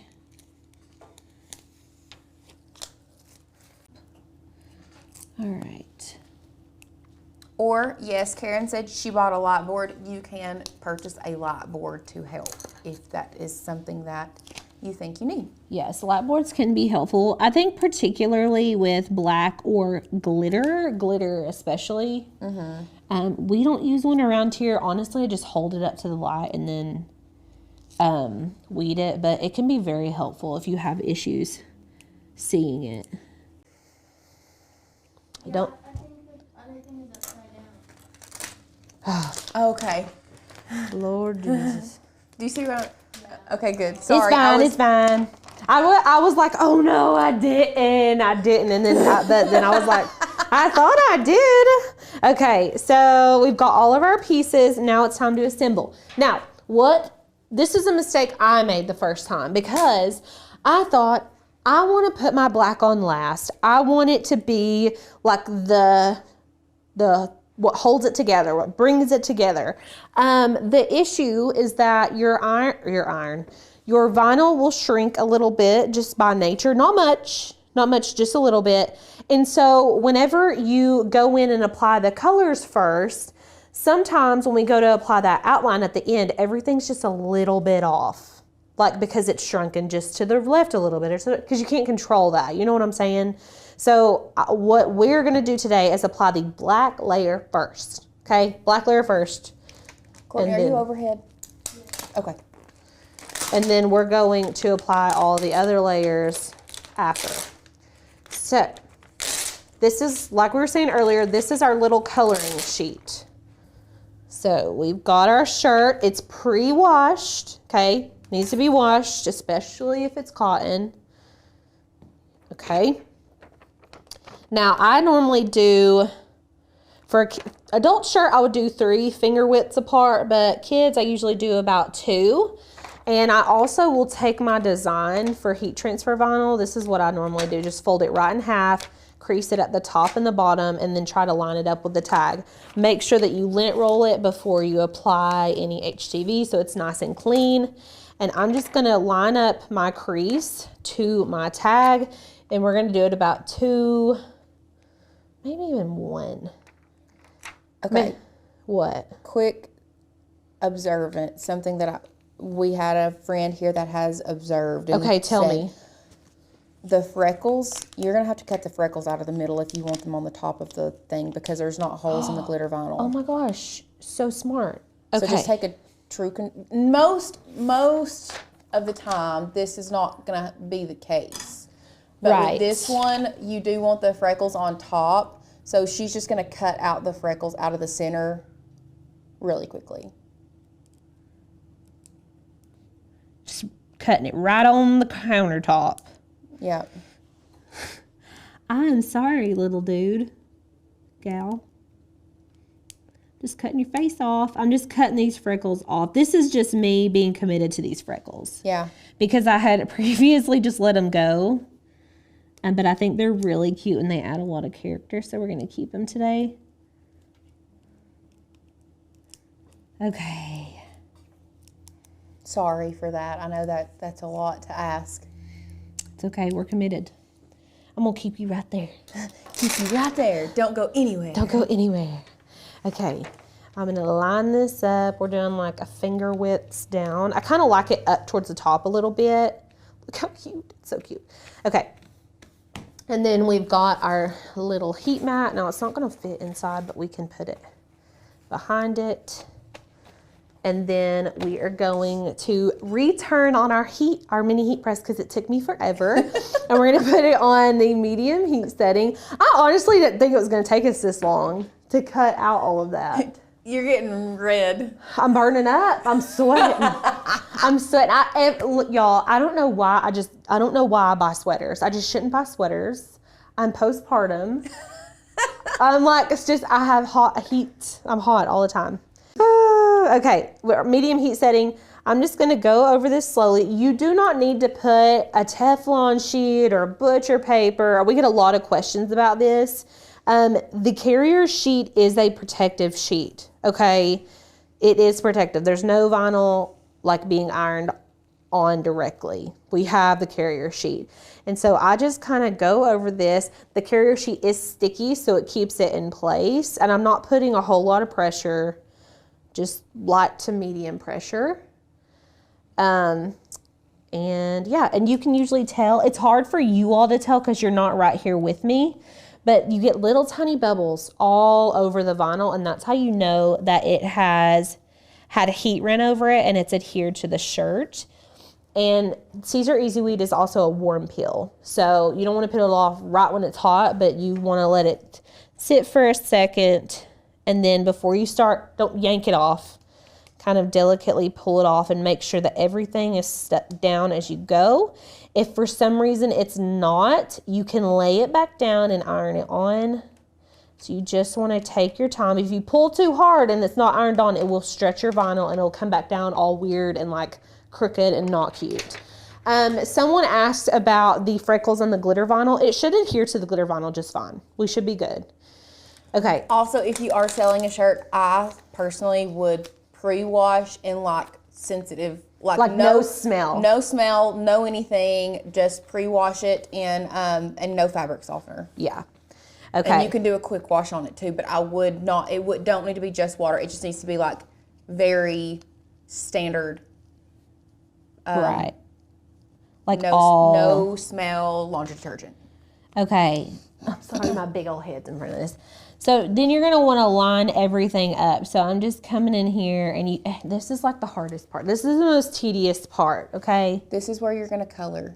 This is where you're coloring. Oh, it's so hard to get it perfect sometimes. And listen, it's going to be a little bit off in some areas, like you're hand laying the vinyl down.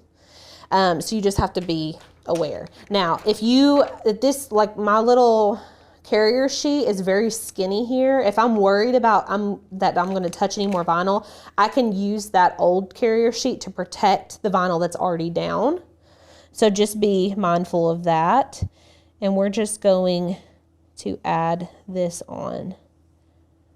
If you find that whatever vinyl you're using is really shrinking, if it's not a whole bunch of layers, sometimes you can just tack it down for a few seconds, add another layer, tack it down, and then once you've got all your layers down, you can like fully iron it. Yeah. But where this is so many, it gets kind of finicky to do that, especially because we're using glitter and we're using regular, and glitter is like a cool peel, so it starts to get messy. Okay, so we're just gonna barely, delicately pull that off. Okay. Next. Thank you. Next. Thank you. Next. We're going to line it all up. Now, the reason that we did the black first, and I know we're probably going to have this question, but the reason we did the black first is because laying all of these colors down exactly where they need to go without the black is going to be so hard to do. Mm-hmm. Like, it's just almost impossible. And the white, which I know you were able to line up the white. Oh, like I cut it up. Oh, you did cut it up? I cut it up. Yeah, I highly suggest cutting it up and doing a little at a time. So we're just doing the eyes. I just cut the hands off. I'm just really... Cut the hands off. I just cut them off. And like even the Stanley's not lining up great, so I'm going to cut the Stanley off. I'm going to cut it off too. And we're just going to individually apply these hands. And that's going to be the trick with this, is cutting it up and tacking it down with your mini easy press, each simple thing at a time. You don't need to try to lay down, in my opinion, and what I have done in the past, it makes it harder trying to keep it all together and line it all up. I would much rather cut it up and do it in smaller pieces to get them perfect. And listen, these are on little tiny pieces of transfer. I was like, why is that different colors? I still had a dang piece of transfer tape on there. You can take like that big carrier sheet and put it on top. See, we have a carrier sheet here for this hand, but I want to protect the rest of it, so I'm going to lay that on there, and I can iron through both. It'll heat transfer through both layers of that transfer, because it's really not that thick. Okay, and then we've got our little Stanley cup with the straw here. Okay, I'm just gonna get that with the point. This is why I love the Cricut Mini Easy Press, because I can get in there with the point of this and just iron on that little section and then peel off the transfer. And then, where is that stuck to? Y'all, we are in the home stretch. We've got 2 more layers. And I'm going to actually separate this fries before guys from the other layer, the other part. Just going to cut it like so. And then we've got the sides of this, our Stanley. Our tongue is totally off. This is why we like to cut up our pieces.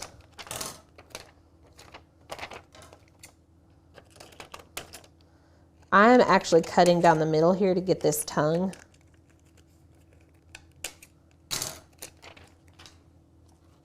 Let's iron the tongue on before we lose them. We don't want to lose them.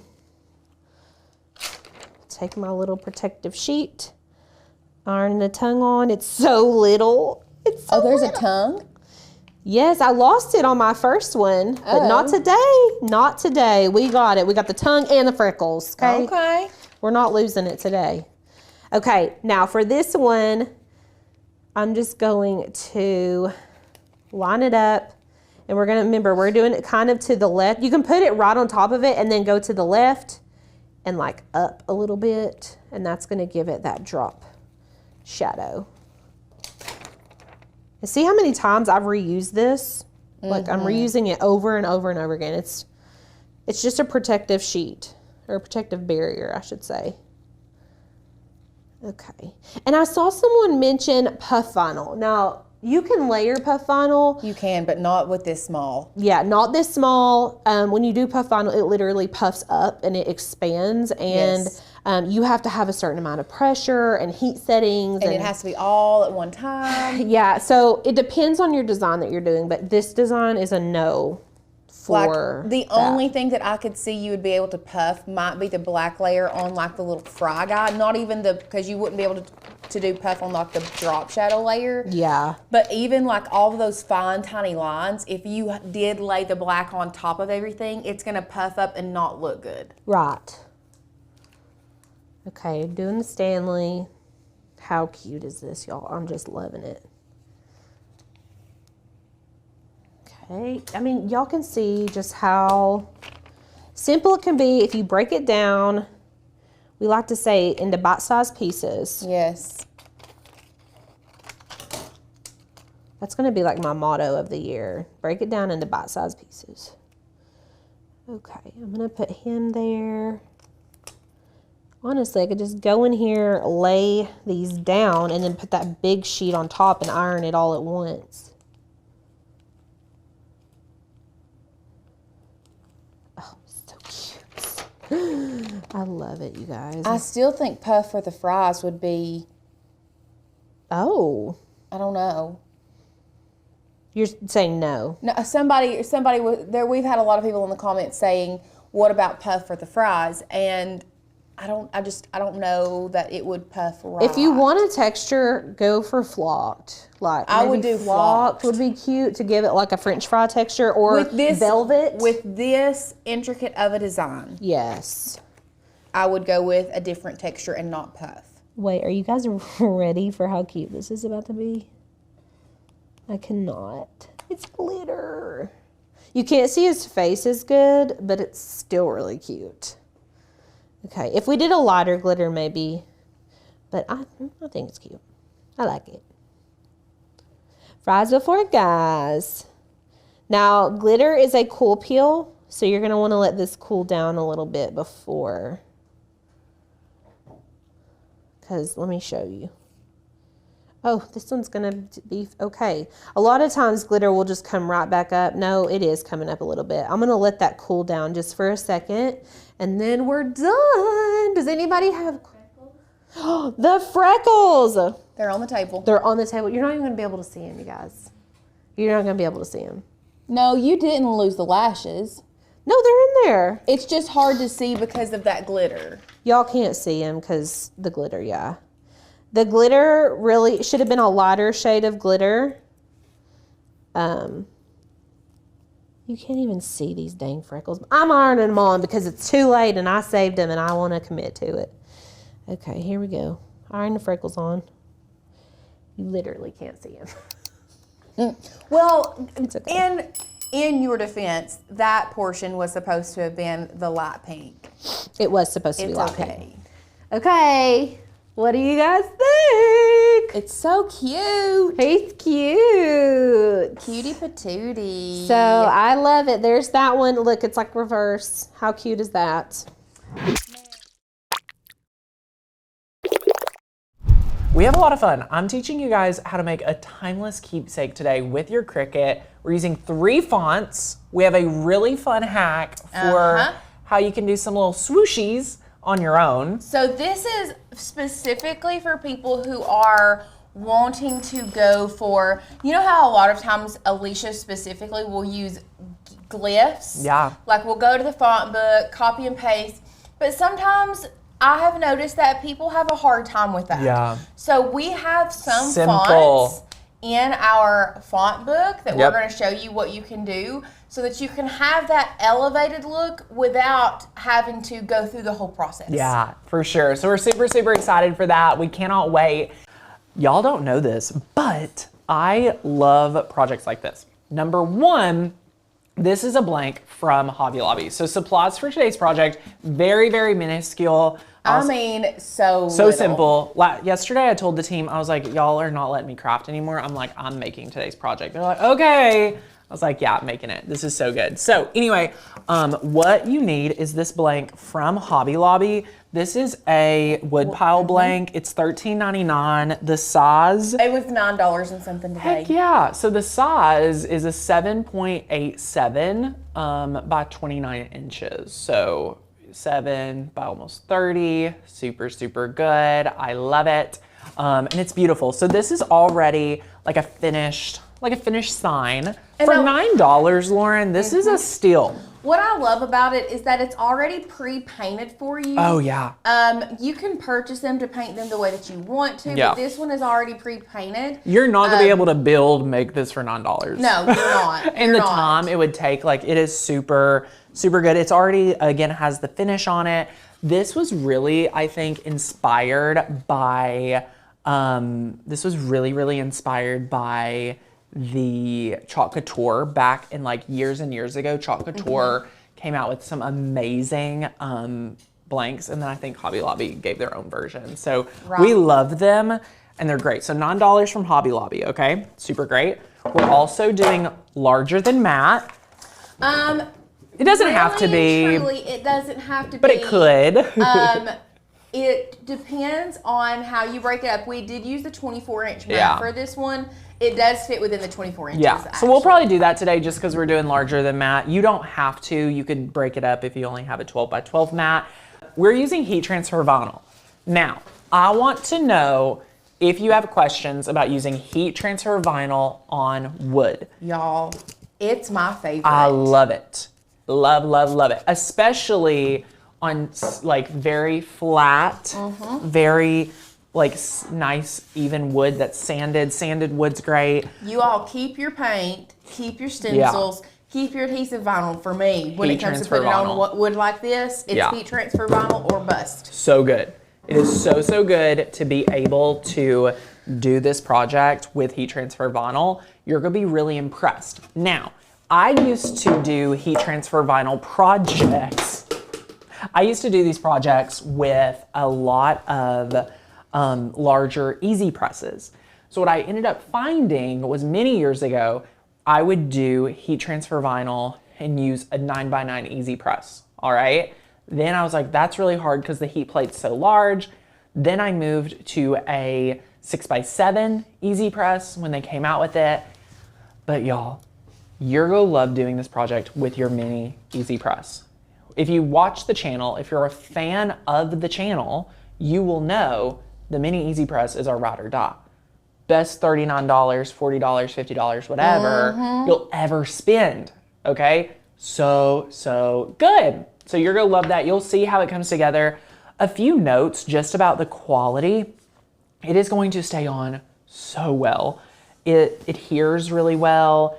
It looks better. It's thinner. I think HTV is actually thinner than regular vinyl. Oh, for sure. I love the feel of it. It looks super, super professional. And if you're selling this project, it would be awesome because it looks very handmade, but also very store-bought. You know what I'm saying? So it's super great like that. And we're using 3 fonts. So we have a really fun one for the grandchildren, link down below.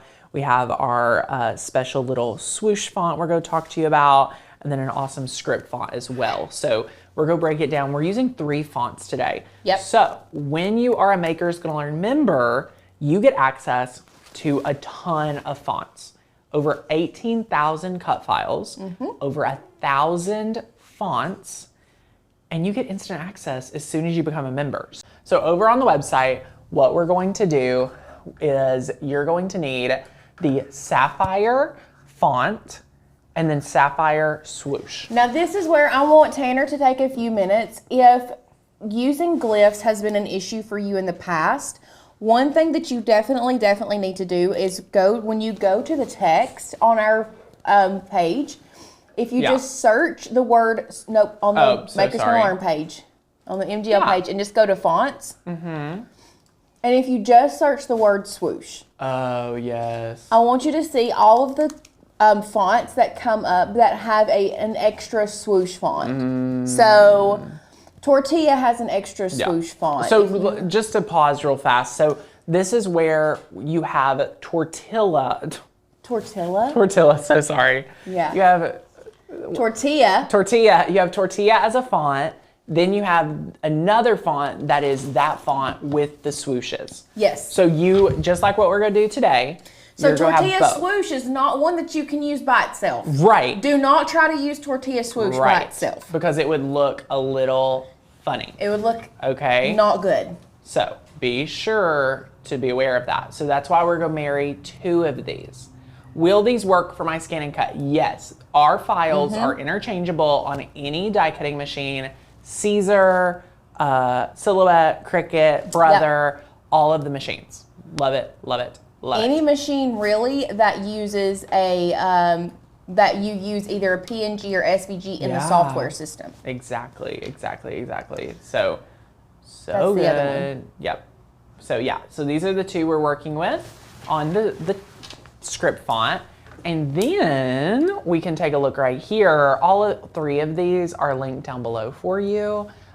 This one is one of my favorites. Opulence is a new font that is definitely a favorite here at MGL. It's a very nice serif font, so we love using Opulence a lot. And Opulence with those really scripty handwritten fonts it's so nice because it's just a bold, simple yet bold, and then you have a really nice script font underneath. Yeah, exactly. So one thing I love about this font, if you're looking to design a logo for your business, I feel like this would be definitely a logo, all uppercase level font. Logo level font, just to give you all a little heads up on suggestions. Do you find it takes more heat to apply to wood? I would say we're going to use the 3rd setting. So the hottest, the middle to hottest setting. Middle to 3rd. Yeah, middle to 3rd for sure, but not necessarily have to. Again, all 3 of these are linked down below for you. Super, super fun. If for some reason, Lauren tested a lot of these. Sign up. If you don't have a Cricut reference guide and you're looking to do that, you can join yearly or monthly. Actually, I did on wood everyday iron-on. Yeah. I always do it on the medium setting, and that's what I put it on. Beautiful. So yeah, you can always go up if it's not adhering for you. Sometimes I like to make sure to apply enough pressure. It does take pressure. You know, this isn't a thing where you wouldn't have the pressure. All right.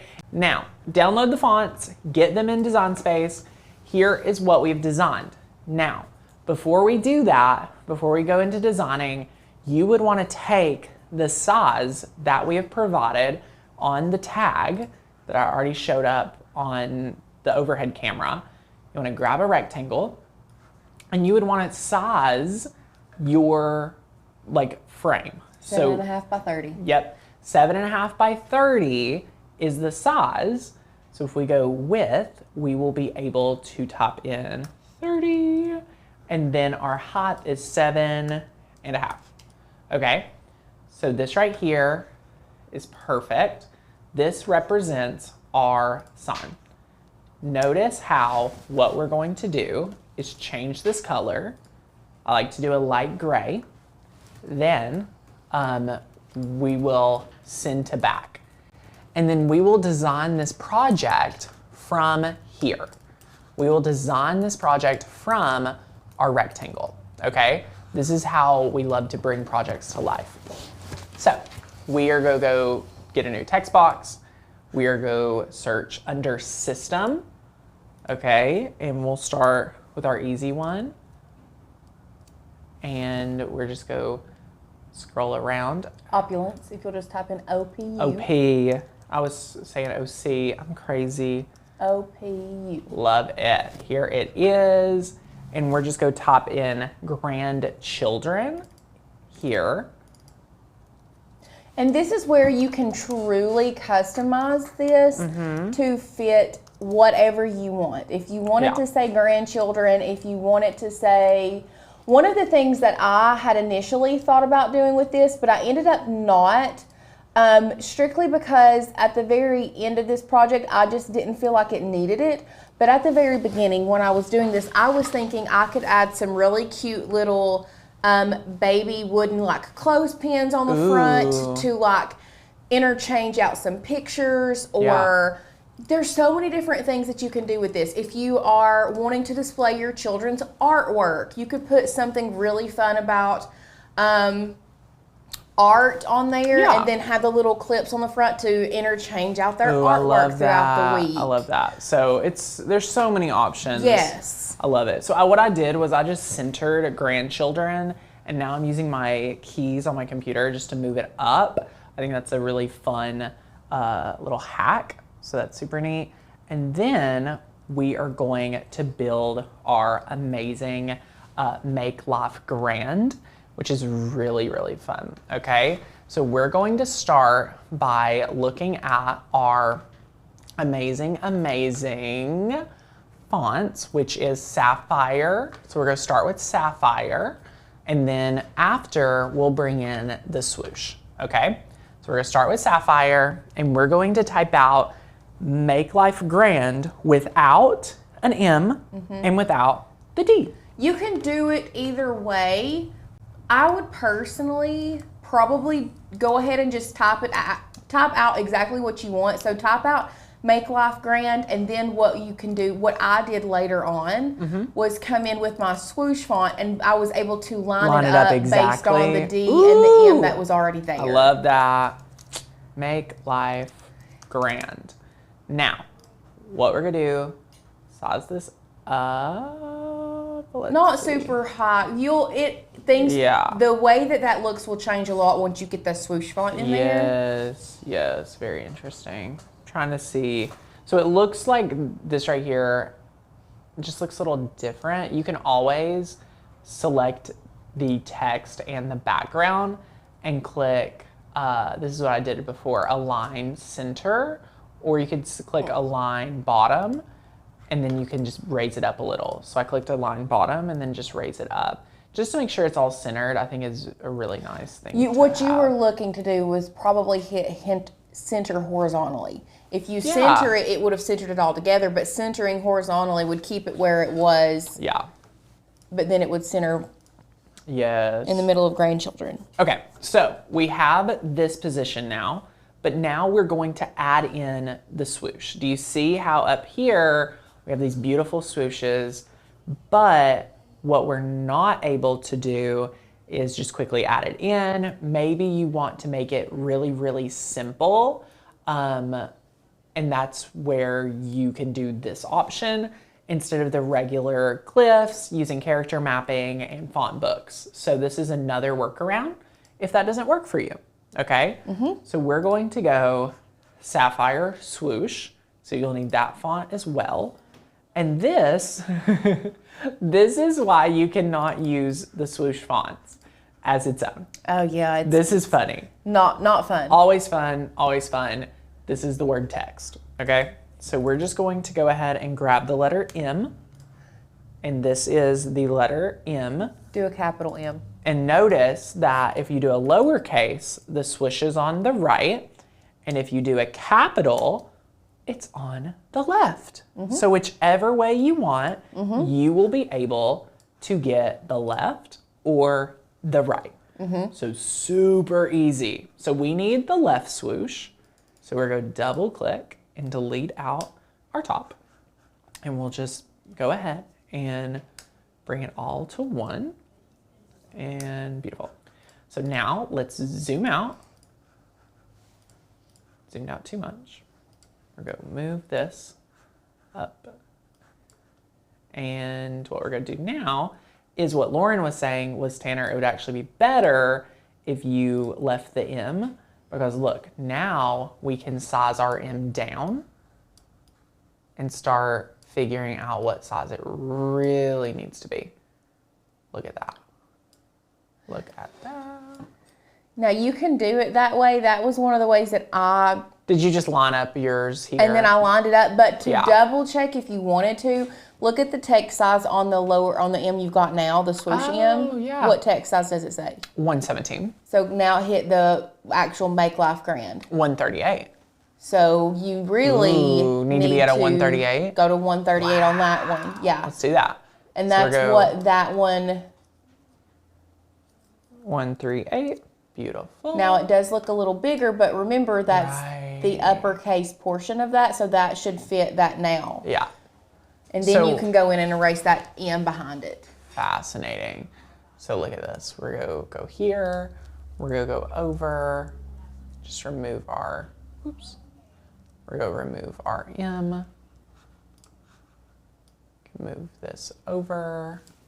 And then once you're happy, you can hold Command, position it right where you want it, and you can go ahead and attach, or we'll actually want to combine. So we'll want to unite these together.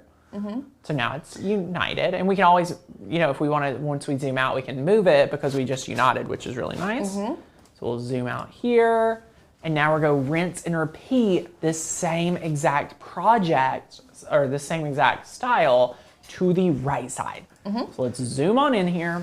Let's grab our text box. We have our swoosh again, and we just need now a lowercase d, because remember that swoosh we need on the right side. So we already know our size, so we'll select that letter. We'll go to the font size 138. Beautiful. You can line this up here. Oh my gosh, now this one fits like a glove. The other one did not fit like a glove, which was weird. So we'll just go over, delete it out, ta-da, and then move it over a hair. You can zoom in if you need to as well. I'm gonna zoom in. Oh yeah, look at this. Oh, beautiful. And then it's like the D, and we're gonna click combine and unite. And I'm just go kind of move this around. I don't want my swoosh to be longer than grandchildren. Just looks, if the script font was bigger than the, you know, the bold text up top, it just wouldn't look right to me. You want a lot of times when you're working with font pairing, you want your bold font to be larger than like your script font. Yeah, for sure. So we'll just position this here. Now, this is the best part. Once you're ready, you can delete your background. All right, that is just there for you. It is not there for anyone else but yourself. Delete. And then we'll select this and we're going to attach. We attach it because none of the letters are touching that are not already attached. So grandchildren and the script font, no attaching, nothing like that. You can go ahead and attach it. You can always unattach, but now you can do that with combine and things. So it's either way, you know, it's super easy to, it's very forgivable, which I appreciate. So that's super fun. All right. Janice, we hate when you get phone calls during live streams too. We totally hear you. Totally hear you. So we have our perfected one. We will click make it. We're working with our Explore 3 today. We are going to work on the mat. Here at Makers Gonna Learn, we absolutely love working on the mat. So we'll click here. Now, this is taking up a full half of a 24-inch mat. Super cool. We need to, since we're using iron-on, we need to mirror. All right, turn that mirror on. Let's go mirror it. If you're just tuning in, we are using heat transfer vinyl today. You can do this with vinyl. I'm teaching it heat transfer vinyl. We're obsessed with heat transfer vinyl. Love it, love it, love it. Especially obsessed with heat transfer vinyl on wood. Yes, like for that sure. is one of our favorite practices here. If you're trying to if you're whipping up a really quick sign for a gift or something, you truly can't beat the blanks that some of these local craft stores have. Hobby Yeah. Lobby, Michael's, so many different good places you can get blank. Pop on some HTV on that bad boy. Totally. Make a nice sign and So lickety good. split. Literally So my favorite good. thing to do. Yeah, I love it. I love it. I love it. So we've mirrored. We're going to press continue. We are connecting to our machine. We are going to use everyday iron-on. We've bookmarked that. It's also under popular. Everyday iron-on. We'll do action fire Q&A. We're going. While you are starting to cut, Yeah. Michelle said, can you use the Joy Extra for this project? Actually, yes, Michelle, you can, because the Joy Extra has a cutting width of 8, Bless you. excuse me, 8.5 inches. Yes, it has to be more than 8.5 because it can fit an 8.5 by 11 piece of paper on it. You for could print and totally cut this. You can cut this with your Joy Extra. We are obsessed with our Joy You might Extra. just have to use smart materials Yeah, you will. because it has a longer cutting surface, like Mm-hmm. a longer area, so you can't use the mat, but you can use a Joy Extra for this. Congrats. Next question was, how can you walk us through how to do this if you don't have a 24-inch mat? Friend, first of all, did you know that you could kind of engineer a 24-inch mat that Cricut will still recognize? I have a hack. So I have a video you can watch. It is, I was looking at the video yesterday. It is Cricut mat hacks everyone needs to know about or something. Check out my mat hack video. I talk about like taping two together. Really great hack. What we're gonna do, since we set our material to everyday iron-on, we've selected it. We made sure to put our material shiny side down. Yep. And then we're going I to talked about this yesterday. press cut. Carrier sheet down. Carrier sheet down. We've changed our verbiage. Carrier sheet down. Sorry, we got to be politically correct because not all carrier sheets are shiny. I know. Crazy, crazy. I think there's a mistake on the cut and copy commands. So, Lauren, you were considering doing this as one separate mat and this as one separate mat, pretty much? So you would also have to do, I think I have a different grandchildren would idea. have to be, yes. Yeah. Okay, so I think what you could do, let me just double check myself before I say it. Yeah, so you could cut, theoretically here, you can cut grand and the C on one mat No, with make life on one mat yeah. here. I would cut this as one mat and then I would cut, I would cut here and grand. So the I over to grand. I will show you how to do this, but the mat has to cut first, okay? So once the mat's done cutting, I will show you where I would slice it and try to show you how exactly to do that if you want.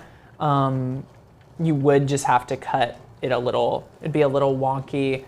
You would slice this out, and then like that. So a little different, but yeah, it's totally doable. I have some training on how to make larger than mat projects that are actually way more complex than this one. Yeah. So this one's a really simple, larger than mat project. So I have true belief that this would be a really good beginner, larger than mat project. So I love it. Love it. We'll unload this. We will weed this in just 1 second. I just kind of want to show you all exactly what I would do in this instance. So this is attached. What we'll do is I don't think that matters right now. So I'm going to grab a text box, I'm going to grab a shape, and I'm going to put this here. I'm going to send this to back. I'm going to change the color, and I'm going to show y'all. So we're going to take this here, okay? We're going to select all of this. We're going to click. Oop, I was right. First, we're going to unattach. Beautiful. Now, go select just this, and I'll click slice. Okay, so that's sliced. Now I'm going to take this. Beautiful. Take both of these. I'll click slice. Beautiful. I'll delete this out. This is a very sped up training for you advanced users. If you're a beginner here, please give me a second. We'll delete this one out. Now we'll take this. There's 3. There's a gray one behind it. Yes, there is. Thank you. We'll take this one. Delete it. Nope. Oops, I needed that one. Thank you. So I'll take this one, and delete it. Beautiful. So I'll just change the color over, you know what? I'll change this over to here. So this will be one map, and this will be one map. So now you'll attach here, and you'll attach here. And we'll click. I think the grand with the C is still over 12 inches though. Oh, it's 12.72. Okay, so you'd size it down a little bit. Yeah. It still sticks with us. I would just literally make it smaller, and that will be super simple. So, But you would need to make it smaller together. together, yeah. So we could size all of it down together. Like that. That should be good. Yeah. So now you can check your work. Beautiful. This is how I would do it. If I had only a 12 by 12 mat, this is how I would do it. It would be easier to line up, I think, than trying to do line by line, but everyone has a little different method to the madness. I like yours. I'm not saying I don't like it. I do also like that you could cut this on one mat. So I could just move this here. Boom. Doesn't even take up, you still have some extra. You definitely can. You still have some extra, Yeah. which I like. So, and we just had to size it down like an inch or two.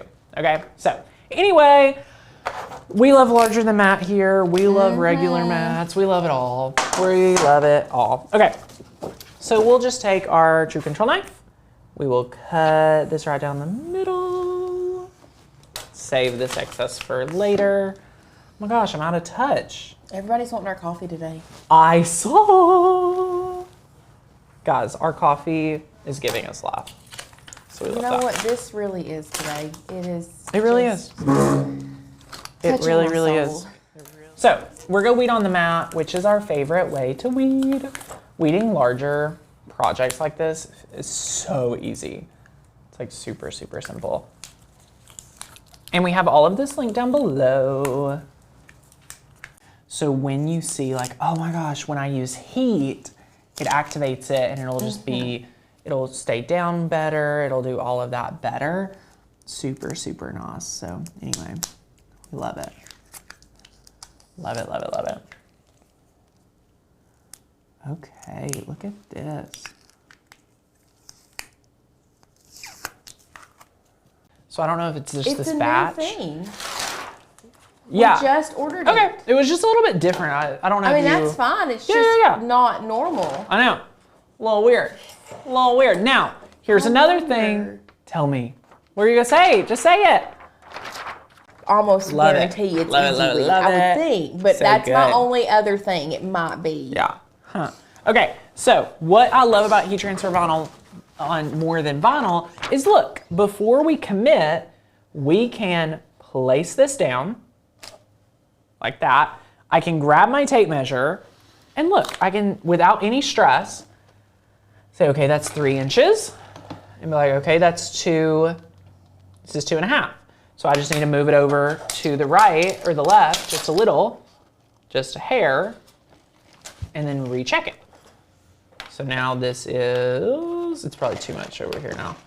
Now this is 2 3/4. And this is 2 3/4. So that's beautiful. So see what I mean? Like it's just easier, easier all around.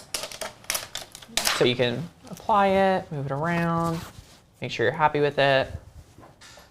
And yeah, we'll lay it flat. We preheated our Easy Press to level 2, and now we'll just start applying. Now this only needs about 20 to 30 seconds per area. A mini Easy Press, you do keep moving. You'll notice, you'll see bubbles coming, which means you're good to go. Means it's adhered down. And yeah, this is so simple. Let us know what questions you have.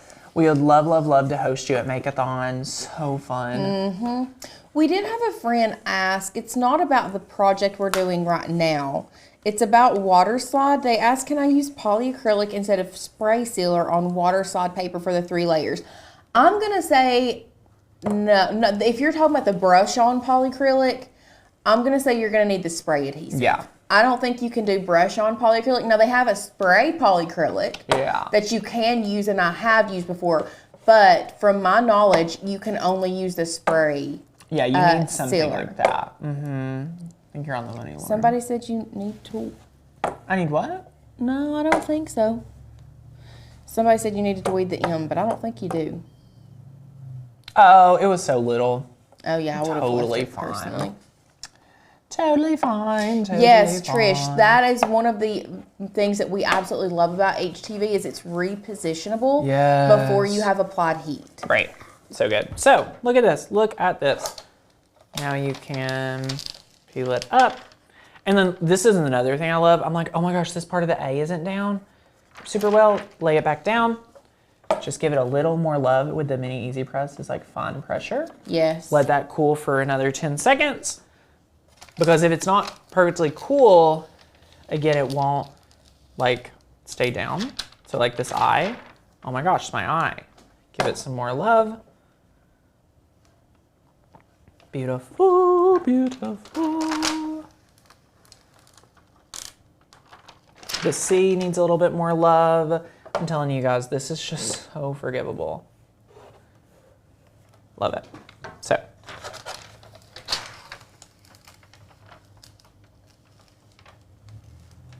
Okay. Then peel this up. Looks like you bought it from the hobby. Oh no! Oh my gosh, look at this little piece. Trying to play with the church's money. It's one little piece. Just a couple more seconds and we will be dun dun dun dun dun dun. Beautiful. Love So it. it's very, very forgivable. Guys, look at how forgivable. So much fun. Do, do, do, do. What do you guys think? I love it. I love it. It's so cute. So good. Yours is a lot straighter than mine.